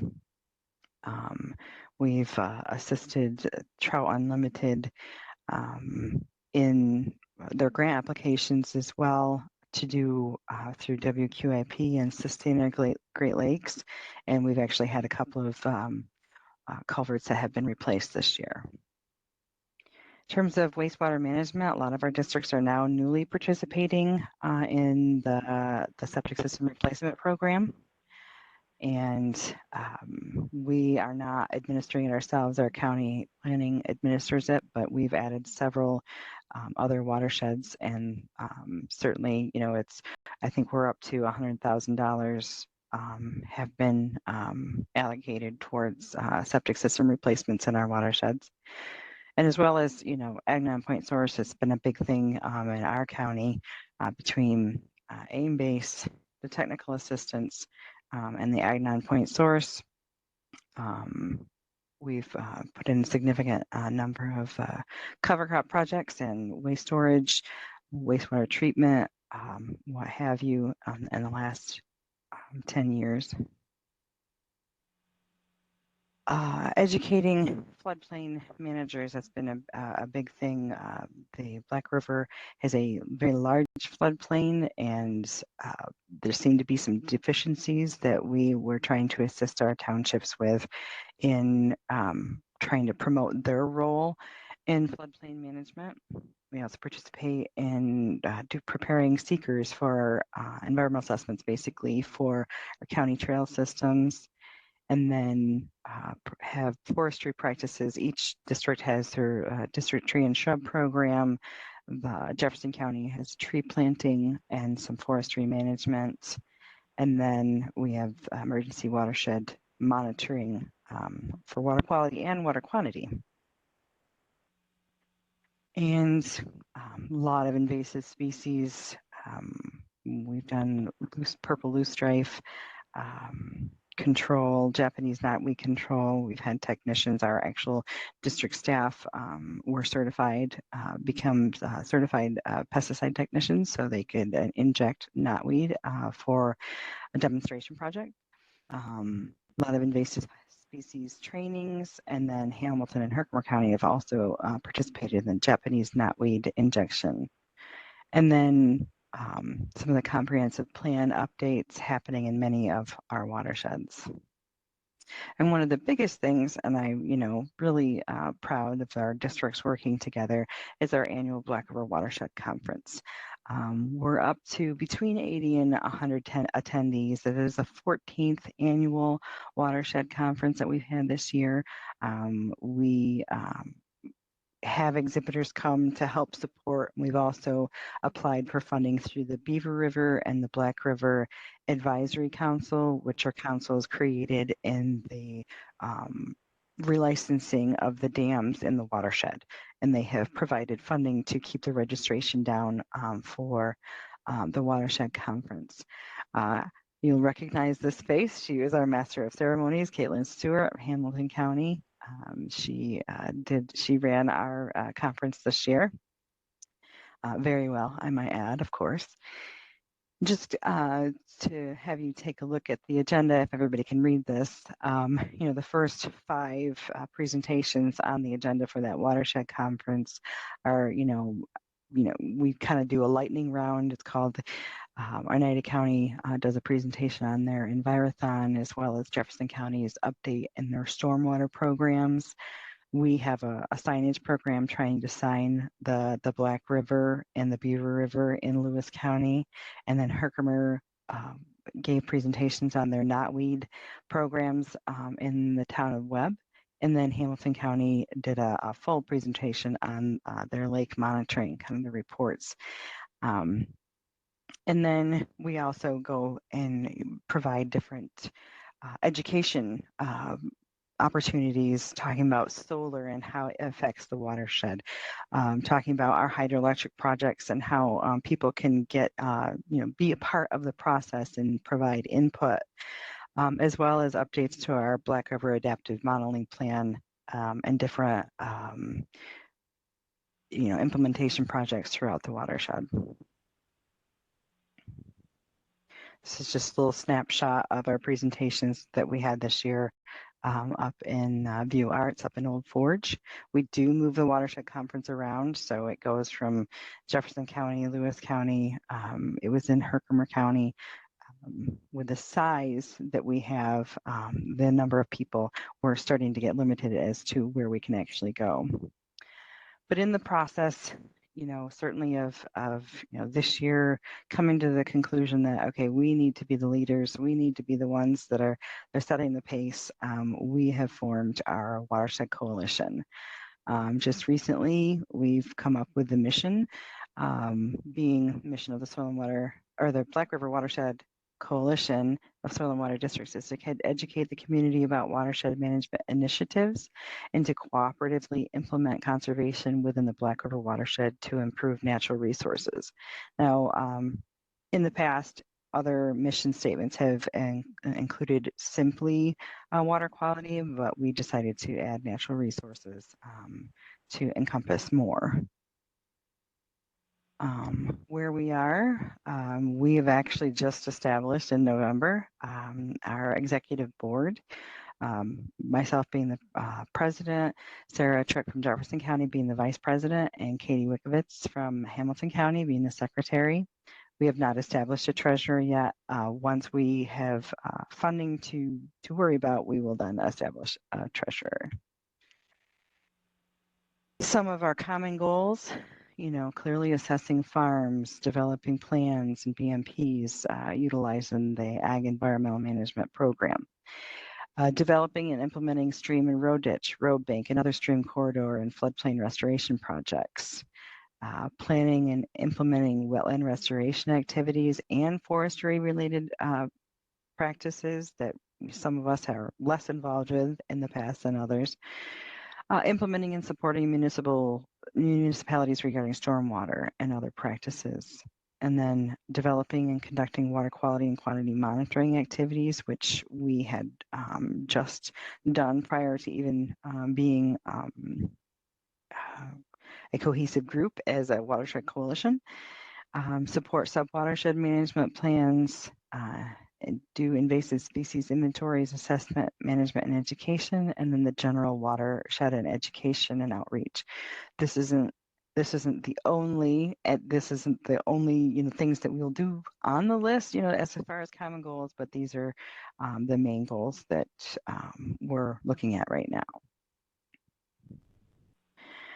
Some examples of, the groups sampling water. We did that utilizing FLOPA dollars to come to where we are today. We are actually currently waiting for UFI, Upstate Freshwater Institute, to provide a summary of all the data that we have collected so that can inform us on other watershed implementation projects. Some of the other the next steps, we need to establish bylaws, establish some common project goals officially within those bylaws. Like I said, evaluate the water quality data that Upstate Freshwater Institute is currently analyzing, and then which will lead to prioritizing watersheds and practices within those watersheds, and ultimately seeking funding as a group to be able to implement those watershed practices and protect the natural resources in the watershed. I think that just about does it, Bethany. I don't know if anybody has any questions. I also have the resolution that we put forth for the watershed. I'm curious about you mentioned the solar effects on the watershed. That was part of what? The solar impacts on the watershed that was part of the one meeting there. So that's definitely, looking at stormwater and how some projects seem to be falling under the radar for the amount of stormwater they're creating and the impacts of sediment and erosion. in the watershed, as well as, the Tuck Hill Commission is really working on their white papers and updating their white papers in terms of solar, and what are some things that can be utilized in the watershed, like agrovoltaics, utilizing animals to graze, for example, keeping the grass down or the weeds down. But there's also the heat component of these solar projects in the watershed. So these are all things that need to be looked at. Yeah, I think there's a lot of things that are not being looked at, and the other one I thought I sat in on a discussion about carrying capacity of wildlife, and the thought came to mind if I wondered if anybody had ever looked at how the fencing of these solar facilities impacts the carrying capacity of deer, for example. I don't know if anybody's really looked at anything like that, but I think there's need to be in the stormwater that need to be considered. I can't state any particulars, but I feel like the land conservancies and the Nature Conservancy have looked at that, or are looking at that. But if I can find any links to that work, I can send that along to Bethany. Yeah, that'd be good. How has, go ahead. No, I was just going to ask if there's any other questions or discussion. How has health of the river, and particularly the fish population, responded since the Marks manure spill? So I don't know if there's an official word out on that yet. Some people seem to think that it bounced back and it actually got better. I don't know if we have any of those. DEC has done most of the fisheries work in that process, and a lot of the implementation hasn't been done other than what the initial impact was.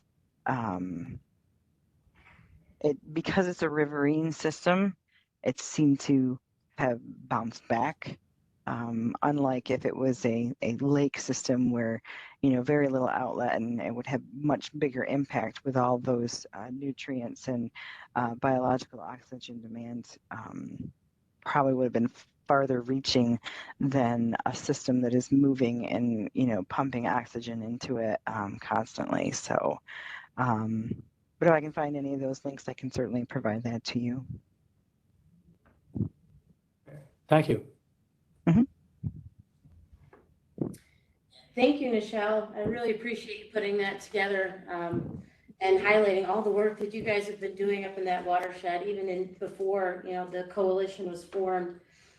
One thing I wanted to mention in my introduction, and I kind of forgot, was that in our 2023 State Committee annual report, we did a feature on watershed coalitions. And at the time, the Black River Watershed Coalition hadn't quite been formalized yet. So, we reported that there were 10 watershed coalitions across the state. But now, with the formation of this one, that brings us up to 11 across New York State, and almost all of the state is covered by a watershed coalition. So I think that's a great achievement for you all up there. And I also want to acknowledge that, supporting soil and water, watershed coalitions of soil and water districts is, a strategic objective of our state committees. So any opportunity we have to highlight work that you guys are doing out there or support, the resolution, these types of resolutions, I think that's a really good thing that we can do. So what I'll do now, I will read the resolution that was submitted, and then, Matt can carry it on from there. So this is resolution number 2024-03, and acknowledges the creation of a soil and water conservation district, led watershed coalition, and support for the conservation district membership. Whereas the Black River Watershed Coalition, or the BRWC of conservation districts, has been established. to provide a mechanism for the conservation districts to cooperatively implement conservation and improve natural resources on public and private lands within the Black River watershed.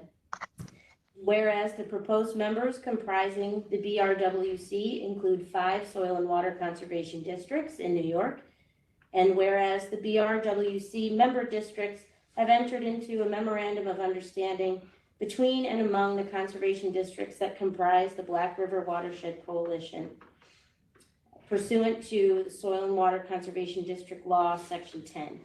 And whereas the soil and water conservation districts within the BRWC seek to address non-point source pollution within the watershed, and whereas the MOU will support all appropriate local, state, and federal watershed and water quality efforts that are consistent with the work of conservation districts, and whereas the BRWC will seek and obtain funding to cover the costs associated with staff capacity and BMP implementation efforts.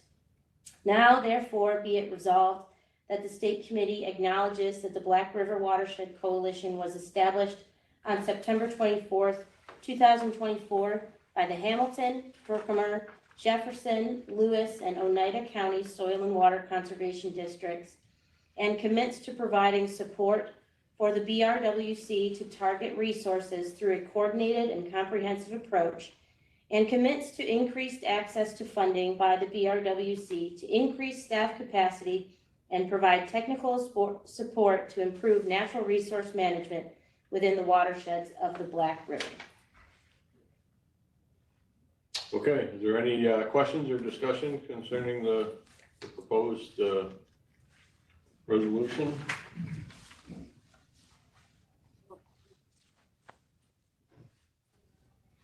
If not, I'll ask for a motion to approve. Motion to approve the resolution. Second? I'll second. Okay, we go to voting. Darren? Aye. Dale? Aye. Scott? Aye. Erica? Aye. Okay, motion approved.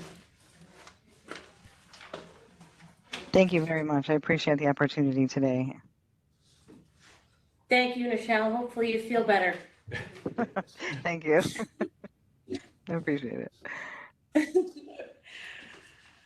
All right, Bethany, I guess you're up Up again. next, all right.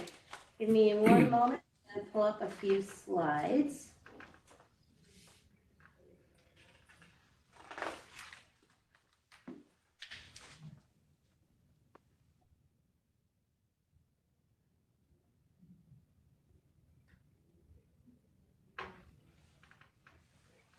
Okay, so I'm going to be leading the discussion of this particular topic, and it is the presentation of the pilot state afforestation proposal.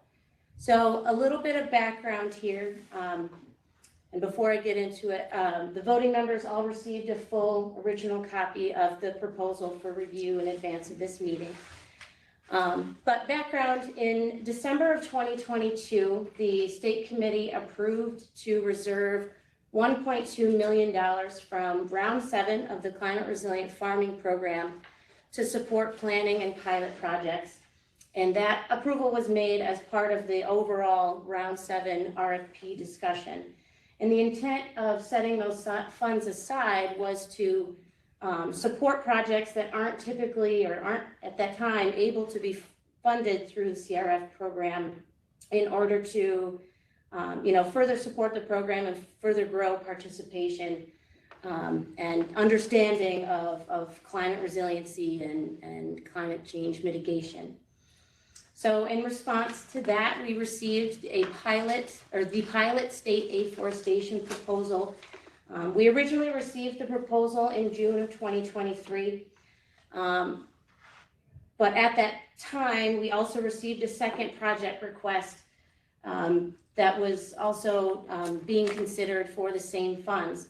So back in June of 2023, after an initial discussion at a technical advisory committee meeting, State Committee staff decided not to move forward either proposal to the State Committee voting members in order to allow us some time to establish an internal process protocol to consider proposals for these kind of special set-aside pots of funding.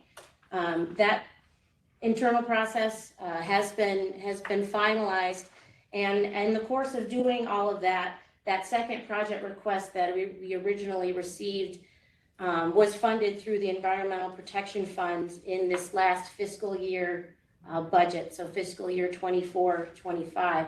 So we are no longer considering that particular project for this CRF funding. And now we would like to present this proposal to the voting members for consideration. We have discussed the overall kind of general details of this proposal during our our State Programs Advisory Committee, and also presented this proposal to our Technical Advisory Committee, who are largely made up of our advisory members to the State Committee. That meeting took place, I believe, back in November, and after presenting it to the advisory members, it is recommended that we present it to our voting members. So to give an overview of the proposed project, this proposal was submitted by the Upper Susquehanna Coalition of Soil and Water Conservation Districts. And broadly, it is proposing to establish healthy forests in agricultural settings. I pulled out a particular reference from the actual proposal because I thought it was really helped to spell out the need out there. But landowners are routinely reaching out to soil and water conservation districts for reforestation, technical, and funding assistance. So they want to start to plant more trees and rebuild our forests, which that demonstrates a demand for afforestation technical assistance. This proposal also focuses on expanding afforestation practices into upland areas.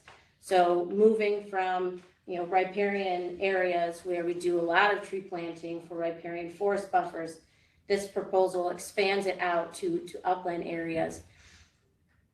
Through this proposal, it will aim to develop planning templates, guidelines, and protocols for afforestation projects, and will pilot the use of those templates and guidelines and protocols through the implementation of demonstration projects. And in addition to all those things, this project is going to promote Soil and Water District staff capacity building within the Upper Susquehanna Coalition and beyond. So this opportunity allows for, or could allow for, the hiring of additional staff, but also, which builds the staff number capacity, but also through the development of those planning and tools and guidelines, we're working to build, the technical capacity of not only the districts within the Upper Susquehanna Coalition, but of the districts statewide. So the proposed budget that was submitted along with the initial proposal is requesting the full amount of $1.2 million that was originally set aside from those round 7 fundings. And it is split up into 2 different tasks. Task 1 of the proposal is all about tree planting, protocol development, implementation, demonstrations, and training. And the second project deliverable focuses on forest stewardship and establishment protocol development, demonstration, and training. One thing I do want to make sure to recognize for our voting members today is that the coalition was requesting the full budget amount, but they also did indicate in their proposal that indirect costs in the amount of $180,000, or approximately 15% of that total budget request, may be contributed and matched. So, they are proposing or indicating that they would like to contribute some match to the project as well. So a little bit, we'll dive into each of the project or deliverables here a little bit. For task 1, it's all about tree planting. We really want to focus on developing protocols, guidelines, and planning tools that focus on tree planting and share those with soil and water conservation districts across the state. So within this deliverable, the USC is proposing to establish a work group of technical staff and managers, as well as collaborators. So this work group could include soil and water conservation district staff with the appropriate level of expertise as it pertains to tree planting, and other partners throughout New York to work collaboratively to develop these templates, guidelines, and planning protocols. So, which leads me into that second bullet. So the work group is going to be responsible for working to develop planning templates, planning and planting guidelines, and various protocols that will focus on site assessment, site preparation, reforestation planning, implementation oversight, and establishment care. Those tools, once developed, will then also be able to be shared with soil and water conservation districts across the state so that we can further help to grow their local programs as well and build their local staff capacity. This task, or this project deliverable, I should say, also includes some implementation deliverables to demonstrate how those actual tools are going to work. So through this task, the coalition is proposing to implement 15 acres of riparian forest buffer, 70 acres of upland afforestation, which would include site preparation, such as invasive species management, and at least 4 agroforestry pilot projects, which would result in at least 35 acres of agroforestry. They also propose to provide planning for at least 10 afforestation projects, utilizing those planning guidelines, templates, and protocols, again, to help demonstrate those tools. And they propose to support existing and new staff to develop those program materials for afforestation. Staff within the coalition and beyond may be supported with this funding for their participation in the program development work group meetings, stewards or interns, which is another important piece to help develop our soil and water conservation district workforce, may also be supported through this program. And a major portion of this particular project deliverable will be to provide training to other soil and water conservation districts across the state. The second project deliverable focuses on forest stewardship and establishment protocol development, demonstration, and training. So the first task is all about tree planting, and now we are working on developing tools to help monitor those trees once they're planted and make sure that those forests are being established. So through this project deliverable, the USC is proposing to modify the USC Buffer Steward Monitoring Protocol so that it's appropriate for upland planting use, as well as for districts statewide, make that an accessible tool for them to use. They will also like to utilize that tool to assess 250 acres of planted area for plant survival and establishment needs, and then perform establishment activities on at least 100 acres of project area to demonstrate, how these tools work and are effective. Through this part of the process, they could engage with private landscaping contractors and again, provide that training to other soil and water conservation districts across the state to further build the capacity. So to summarize this project and kind of reflect on why this is a great project to move forward. First and foremost, it meets the original intent of why the funding was set aside from the Climate Resilient Farming Program in the first place. It will pilot particular planning guidelines and tools that are needed for us to continue to promote afforestation practices and increase participation in the CRF program. it addresses a gap or need, not only of the CRF program, but in general, we recognize that there was a need for tools and planning guidance for districts to be able to be successful in the afforestation and even the reforestation realm. So through this project, we're hoping to address that gap or need. And we're hoping that would also ultimately increase participation in Tier 4 of the CRF program, which is the agroforestry track. If more districts are trained up and are knowledgeable of these practices, that might engage more participation in that track of the CRF program. This project expands the planning tools, implementation guidance available to soil and water conservation districts. I already reflected on that a little bit, but that's important to help grow district staff technical capacity. And not only would it help increase or expand the CRF program, but we're hoping that it helps districts expand their local soil and water conservation district programs as well. More and more districts are entering into agreements with their counties to manage forest land. They're thinking about incorporating afforestation type programs within their local counties. These tools and this guidance will help them do so.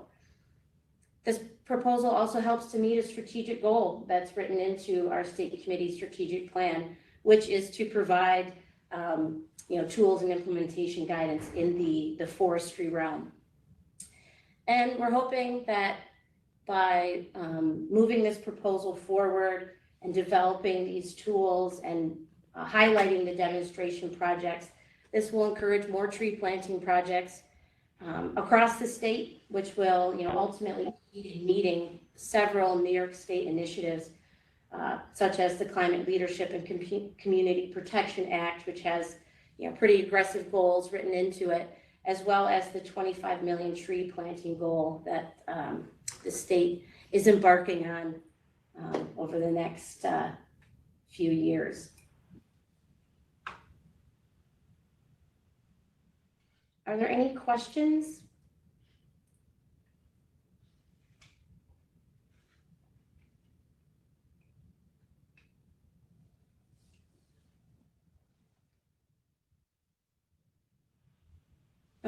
If there is not any, further discussion or questions, this is something, and I apologize, it did not indicate it on the agenda, that we would need a motion from the voting members to approve.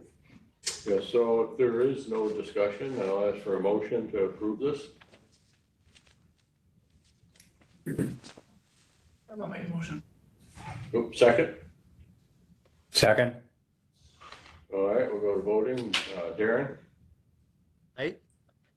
Dale? Aye. Scott? Aye. Erica? Aye. All righty, motion approved. Well, thank you all very much. And I think we did have Wendy Walsh join us from the coalition. I just want to say thank you to her and the rest of the coalition members for your patience with that proposal and allowing us to work through some steps and on our end. So I'm looking forward to moving this forward. Yeah, it'd be interesting to see too, I think, the results as far as tree survival, how many acres are implemented and so on. I think it'd be an interesting project. Agreed, 100%. Thank you very much. I think I keep the mic. yeah, you're still going. All right, well, so we're moving into, the next agenda item, which is I'm shuffling papers. The 2025 Soil and Water Conservation District Annual Plan of Work Approval. So this is something that we do annually, either we and Soil and Water Conservation Districts do annually, typically around the end of the year, but annual plans of work are developed by Soil and Water Conservation Districts and must be submitted to their regional coordinators by November 1st. These annual plans of work serve as roadmaps for the district to follow, for the upcoming year. It sets programs and activities and explains the district activities. It identifies the roles and responsibilities of staff as well as the board of directors.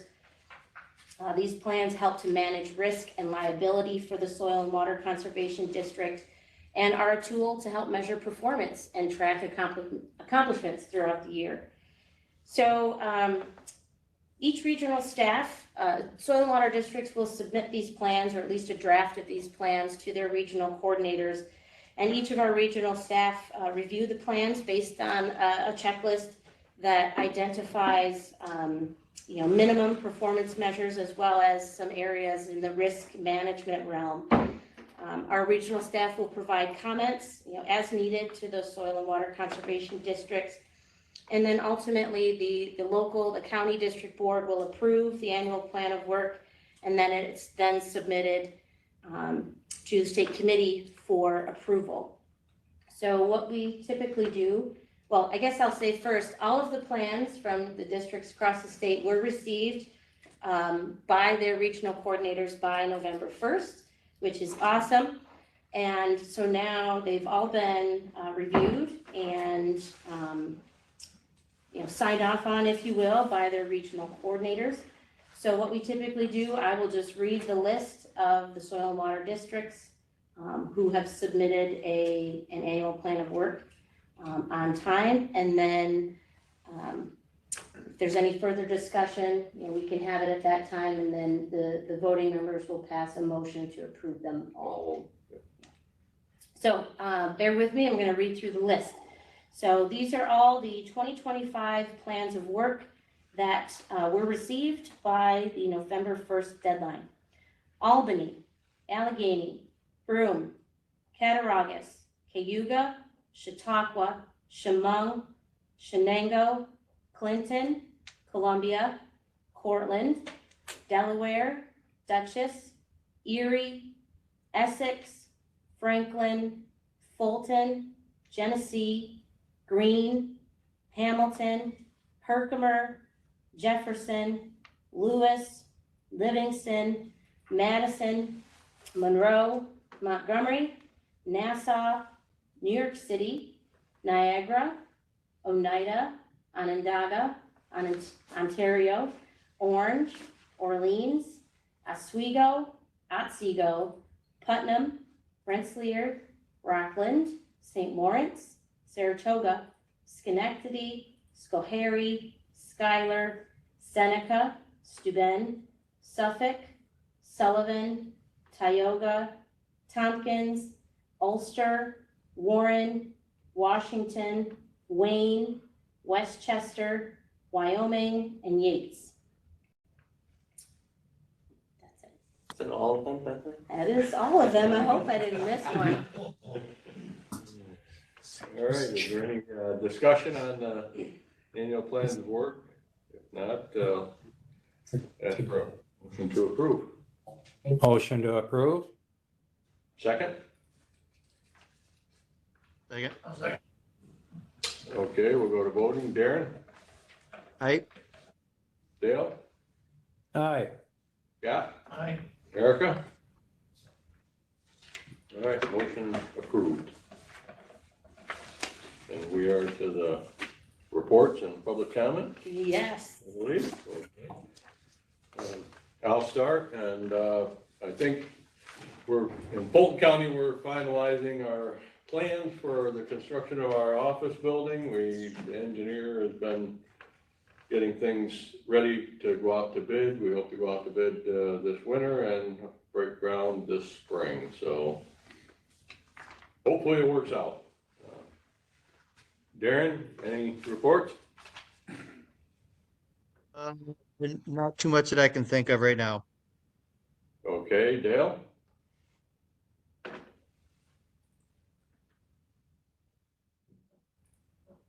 Sorry, forgot to unmute. No report. Okay. Scott? Northeast NYACD event will be September 21st to 24th at the Doubletree Hilton in East Syracuse. So Lance is working on that now. Legislative days for 2025 will be Monday, March 3rd and Tuesday, March 4th. Sign will be going out this week, I believe. And Lance attended the Great Lakes Commission with other executive directors in Ann Arbor, Michigan, on November 19th through the 22nd. And it was just kind of a collaboration of brainstorming. So she had a very worthwhile trip, very interesting. You said Northeast NYACD's coming to the state? When was that? Northeast, yes. September 21st to the 24th. Thank you. Doubletree in East Syracuse. Heard of it. All right, Erica? Nothing on my end. Okay. I'll turn it over to Bethany to run through the rest of the list. Thank you. So we'll go through our advisory members first, and then we'll follow down the list. So, Ag and Markets. Anything to report? Oh, you had to hit me first, huh? Well, first on my list, we can come back if you need a few minutes. Yeah, maybe towards the end, maybe I'll have something. Okay. I believe I saw through the chat that Dan Welch, CCE, had to sign off. Cornell Cales. Jared, do you have a report for today? Nothing to report today. Thank you. Thank you. CDEA.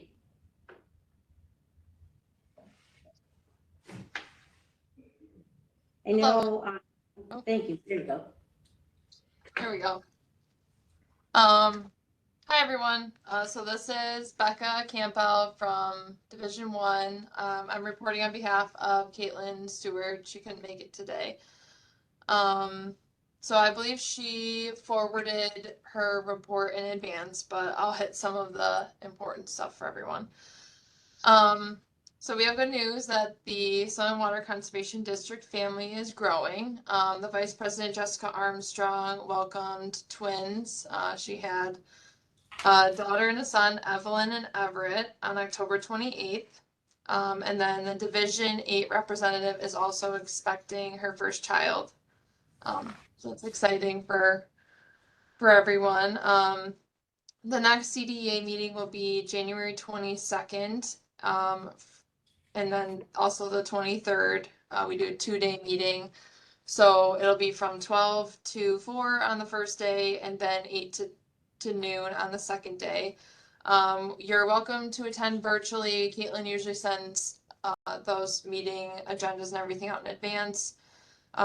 If you'd like to attend in person, it's going to be hosted at our next water quality symposium location, which is the Hyatt Regency in Rochester.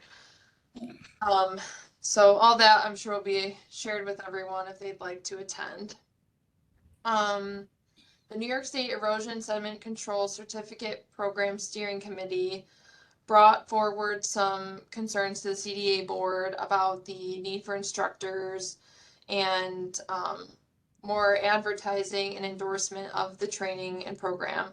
So division representatives Nick Klemczak and Lydia Brinkley were assigned to sit in on the steering committee meetings just to improve communication between both groups. The November CDA meeting, we had some guest presentations to talk about the NAC transition, as well as some changes with the WQIP next round of funding. And we did have someone come to present on the New York's Outcomes Fund from Cornell. The CDA continues to research hiring a lobbyist as well as an attorney. It's kind of been an ongoing conversation. The Conservation Skills Workshop was held in September. That was a big success. There was 184 district staff and partners that attended. So it continues to be a very valuable event for district staff. The administrative conference was also a great success. They had a record-breaking 64 people in attendance. So big thanks to the chair, Dustin Lewis, and Caitlin Bemis, and all the district partners and presenters that participated. The CDA continues to review the bylaws and handbook, and this will come up again at our water quality symposium banquet, and be available for the districts to approve when we're all together in one space. The DEC endorsed 4-hour sediment erosion control online training that is kind of managed by Monroe County that is now live on Blackboard. So it's a new platform. It's being managed by Kristen White. She's doing a great job with that. So that's now all set up and ready to go through the Blackboard program. All of the assigned committees through the CDA working hard to organize our annual events, such as the Water Quality Symposium, the New York State Fair, the Farm Show, and the New York State Envirothon. Caitlin has been working with Ryan Cunningham and PJ Emmerich to host a municipal assistance subcommittee meeting to address some of the DEC permitting challenges. Let's see. She's had some preliminary work with Tyler Knapp and division representatives to coordinate ARC Pro trainings for the district staff. Caitlin would like to thank Bethany for working with her to schedule a 4-way partnership meeting, which it looks like it convenes tomorrow, December 18th. And topics will include Tier 6 retirement reform, the ongoing conversations about the cultural reviews, and 2 resolutions that were passed unanimously at the NYACD annual meeting. And then, I guess to wrap it up, some of the upcoming events would be our Water Quality Symposium, which is a 4-day training. It will be March 11th through the 14th, like I mentioned, at the Hyatt in Rochester. The New York State Envirothon will be May 28th and 29th of 2025 at SUNY Cortland. And then the CDA Golf Tournament will be August 7th, 2025 at the Castlewood Golf Course in Canastota.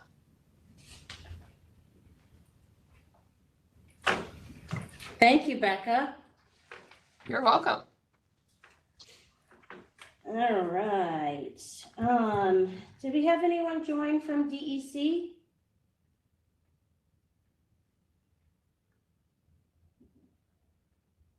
Okay.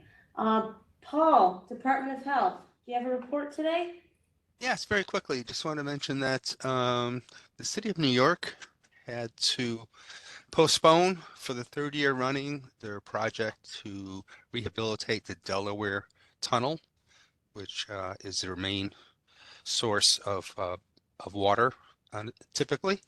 And the reason was the extended drought that we had this September, October, November. So they're going to attempt to do it next year, and hopefully we won't have a 25-year drought like that leading into it. So that's all I have at the moment. Thank you. Have a nice holiday, everybody. Thank you, Paul. Department of State.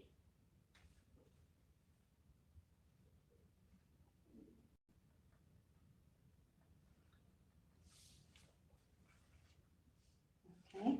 SUNY ESF.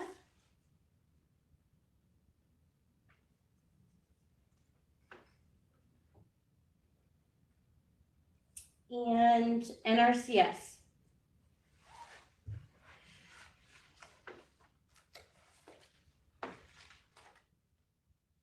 Okay, so that concludes our advisory member reports. We'll move on to staff. I will kick things off. So I wanted to report out that a couple weeks ago on December 3rd to the 4th, we held a statewide district managers meeting down at the Greek Peak Resort in Cortland, New York. It was a really successful event. So, first and foremost, I want to publicly thank all of the state committee staff who were involved in planning that, from getting the hotel bids, to working with the hotel staff, to folks who helped to draft the agenda topics and then lead all of the conversations that we had at that meeting. I truly appreciate everybody's work that you put into it. We received a lot of positive feedback from soil and water conservation districts about the meeting, but it was held over the course of 2 days.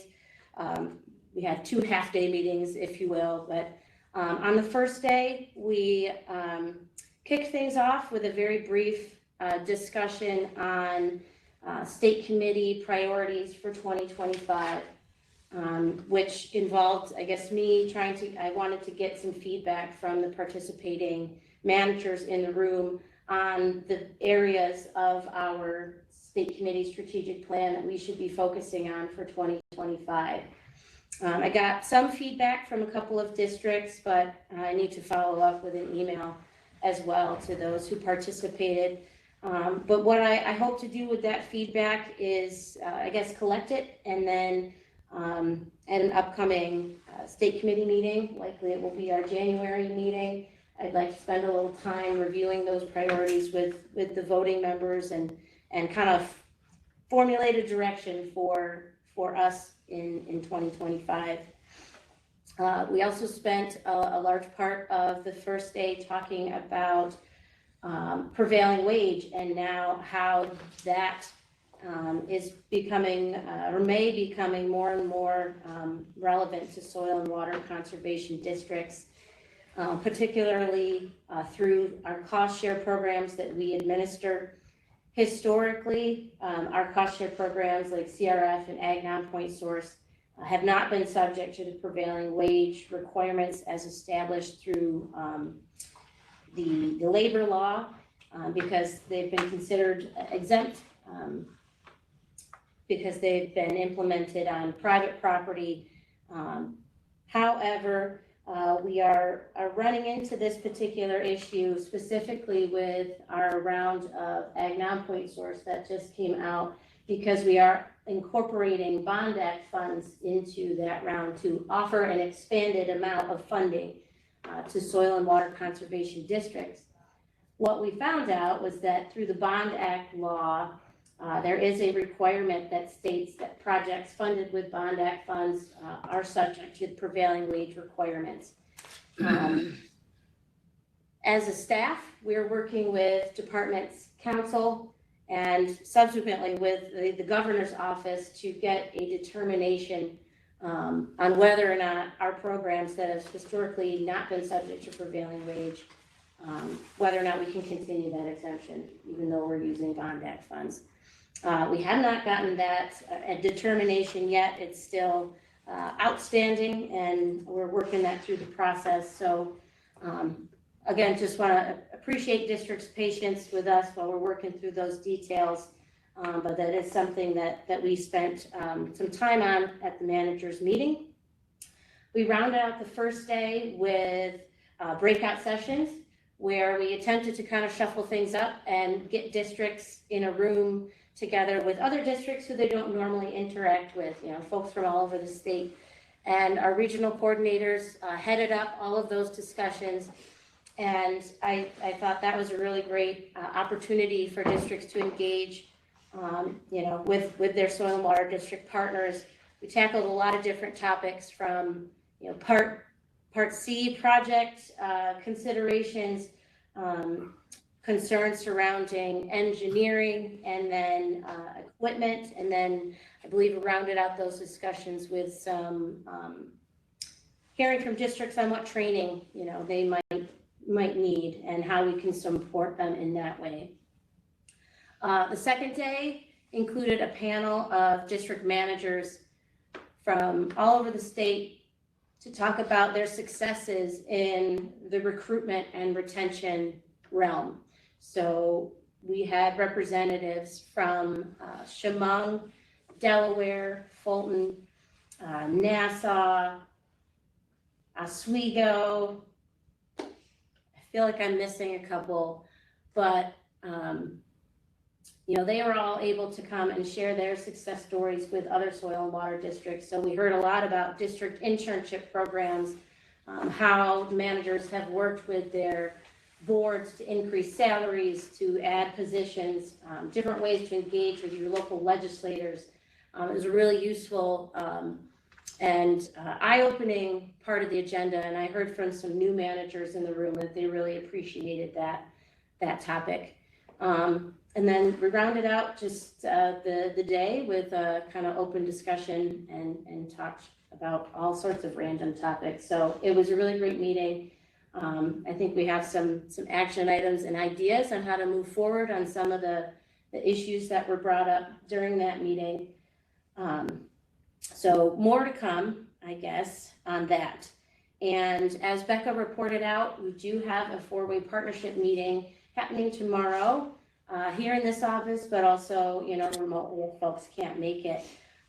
In addition to some of those topics, I think that maybe Caitlin would like to address, we're going to be talking about district career development and talk about some of those recent discussions that we've had with district managers, some preliminary discussions we've had with SWCC, and try to get some better, our arms wrapped around what could better prepare a student for careers in conservation. We also want to touch on district public awareness. This is something that the state committee is focused on. It's in our strategic plan. So I want to really engage our four-way partners to talk about how we can develop project highlights and promote other information that we can distribute across New York about soil and water conservation districts to the policy and lawmakers that are out there. Again, we'll talk a little bit more about conservation program delivery, kind of continue the conversation that we started at the managers meeting about training for engineers, developing some other tools that might be able to be utilized by engineers out there when they're designing projects for our programs, and talk about any training needs that might be out there. And then, then there'll be some open discussion, but I'm really looking forward to that meeting. It's first one we've had in a long time, and hopefully we'll get onto a more regular meeting schedule with that partnership. But that's all I had. I'll stop there. Do we know? Bethany, I have a question. Matt first, then Dale. I'll let Dale go. Okay, Dale first. Okay. On the wage issue, do you think that would pertain to everyone that works on a project that is funded through the Bond Act? Or just to soil and water staff? No, I think it would pertain more to the contractors who are actually installing the project. That would pertain to everybody then? Yeah. Yeah, that would increase the cost of projects dramatically. Correct, and some of the Definitely. guidance we've built into the round 30 RFP is trying to get districts, even though, we're hoping for a determination to come through, we're working with districts to get them thinking about that ahead of time, early. So if they are going to be applying for those Bond Act funds, they can create project budgets that will accommodate that prevailing wage. Yeah. It's not ideal, but we're working through it. Okay, thank you. I was wondering if with the recruitment issue, do we have any sense of how many colleges, particularly, I guess, it would assume you think that would be more apt to have internships, programs? I know Cobblesfield did have, I assume they still do, and I would guess that SUNY ESF would have something. Yeah, I don't know. I don't have a good sense of how many colleges, SUNY colleges in particular, like require internships, like as part of their degree program. I'm not sure, but we have talked to a couple of folks from SUNY about the importance of internships and how, maybe we could better, if a district is interested in having an internship program or supporting interns, there's different ways I think they could work with within the SUNY system, not only to advertise for that, but also, if there is a credit requirement, they can work with that. Or there was another program, I'm forgetting the acronym now, but it was basically if a student does the internship, it can be documented in such a way that it could then qualify for some credit hours. Just as looking at a prior learning assessment, right? So the internship experience could then be turned into credits, 6, 9, and 12 credits.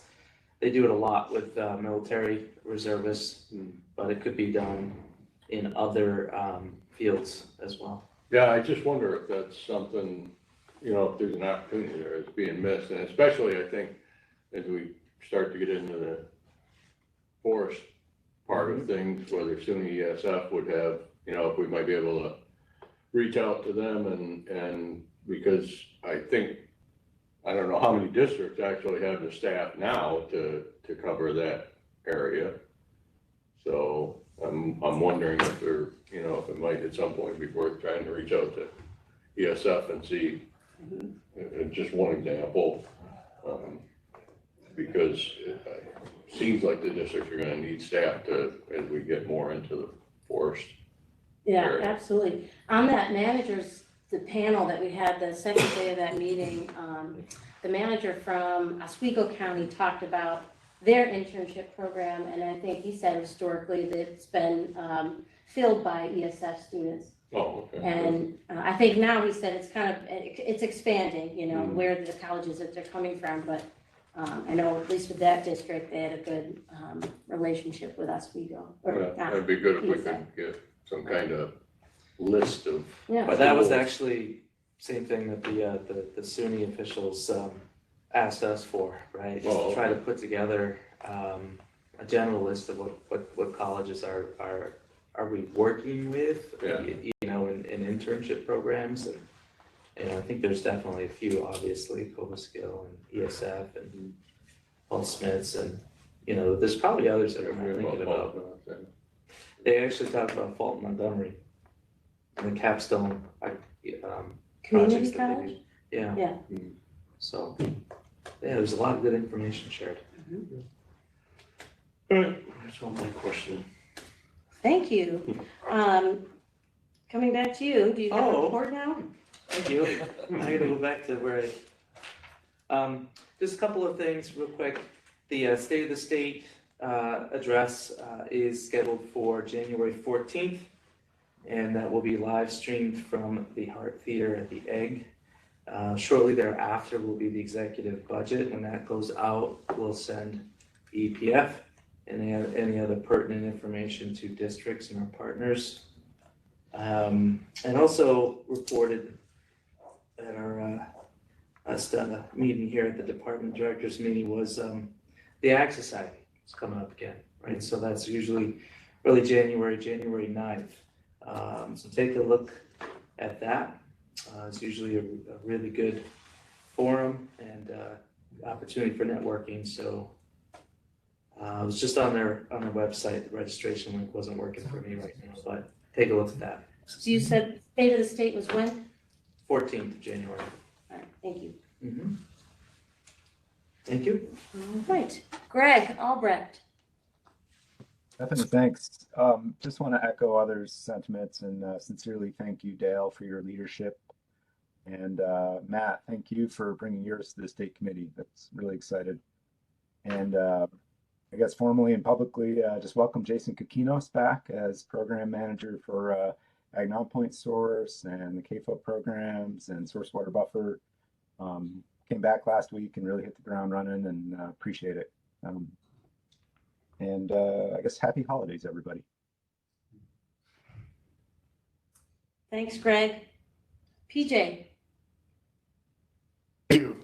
Oh, thank you. Appreciate the opportunity. Just a couple things. I wanted to say thank you to Dale. I always enjoyed riding up with you and talking about fishing. So we'll have to do that in the future, hopefully again. It's been busy in Region 2. The CRF Round 8 plan of works. I've been looking at those and saving them in the appropriate folder on the G drive, and those are coming along pretty well. Had the opportunity to help out and do a 4-hour course online with a district in Region 1, so that was nice. And if anybody in Region 2 would like to do a 4-hour course, I'm certainly available to help with that as well. A lot of board meetings, a lot of board trainings coming up before the end of the year. In fact, I'm going to be heading down to Broome County right as soon as we get done with this meeting. So that's been ongoing, and then working as well with some folks on a water quality symposium course. That's coming up very quickly, and that's going to be a managers only course, and we think we have a pretty outstanding agenda, and Scott's been helping with that as well, and we're looking forward to bringing that to fruition. Probably the last thing that's sort of a little bit of a different thing. I've been working with the Eastern Finger Lakes Coalition Bond Act funding criteria. The deadline was last Friday at 5 o'clock, so I collected a few comments and questions and things like that. I drafted up from some potential responses, I guess, and sent those along. So we're going to look at those and respond to those folks from there, and hopefully we'll keep that funding effort moving forward. I know the districts and the coalition are anxious to get not only a staff member or so on board, but also implement some practices. Other than that, that's all I have. Thanks, PJ. Ryan Cunningham. Oh, thanks. No additional updates from Region 4. Happy holidays, everybody. Thank you. Jennifer. Nothing, thank you. Ben. Yeah, a few things.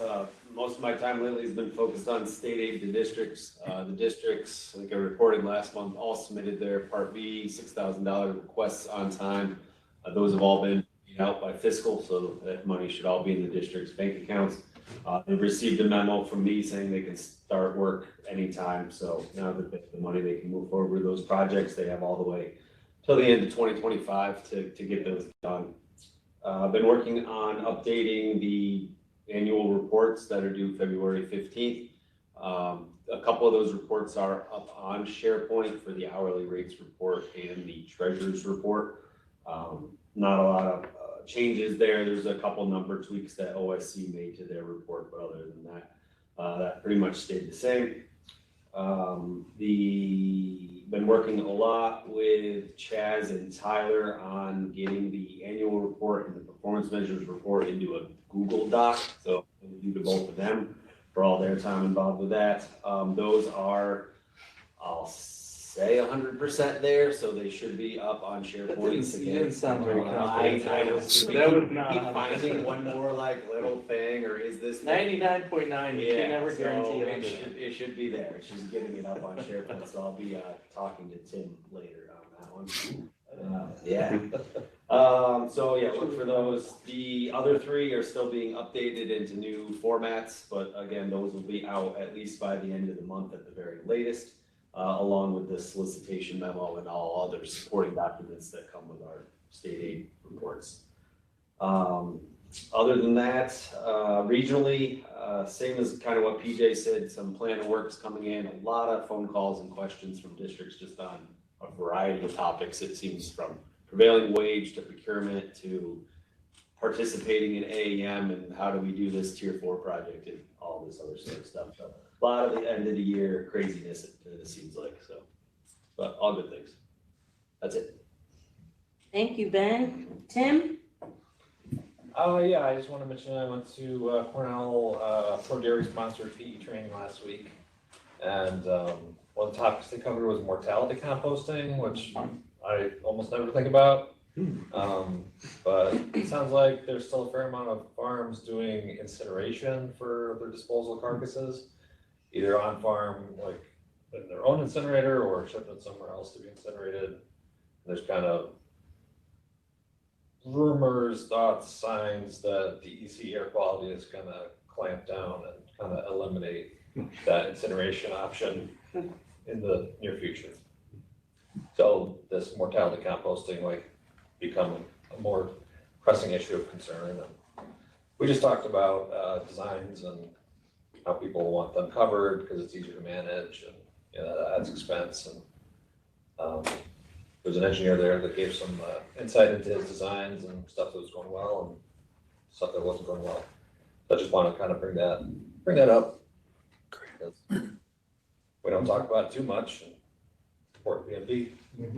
Eligible under the ENMP, right?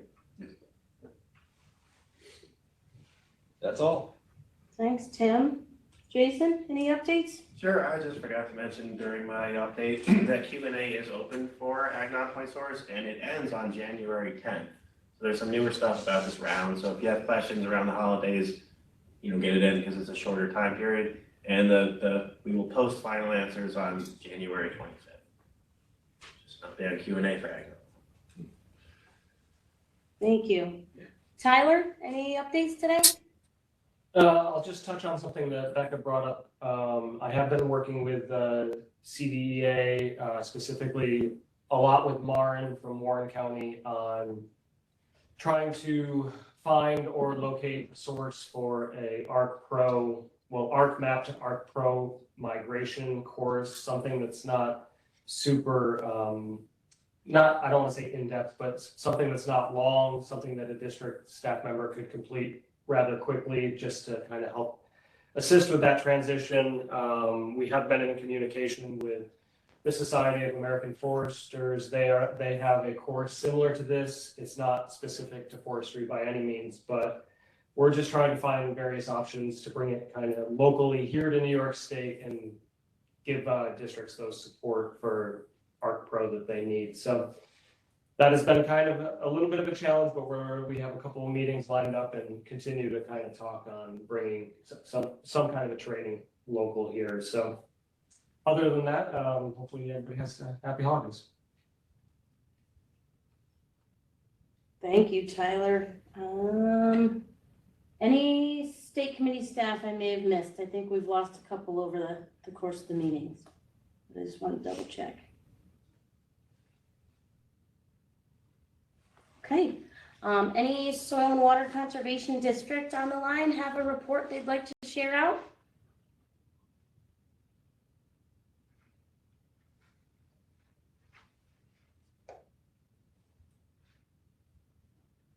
Hearing none. Any members of the public on the line?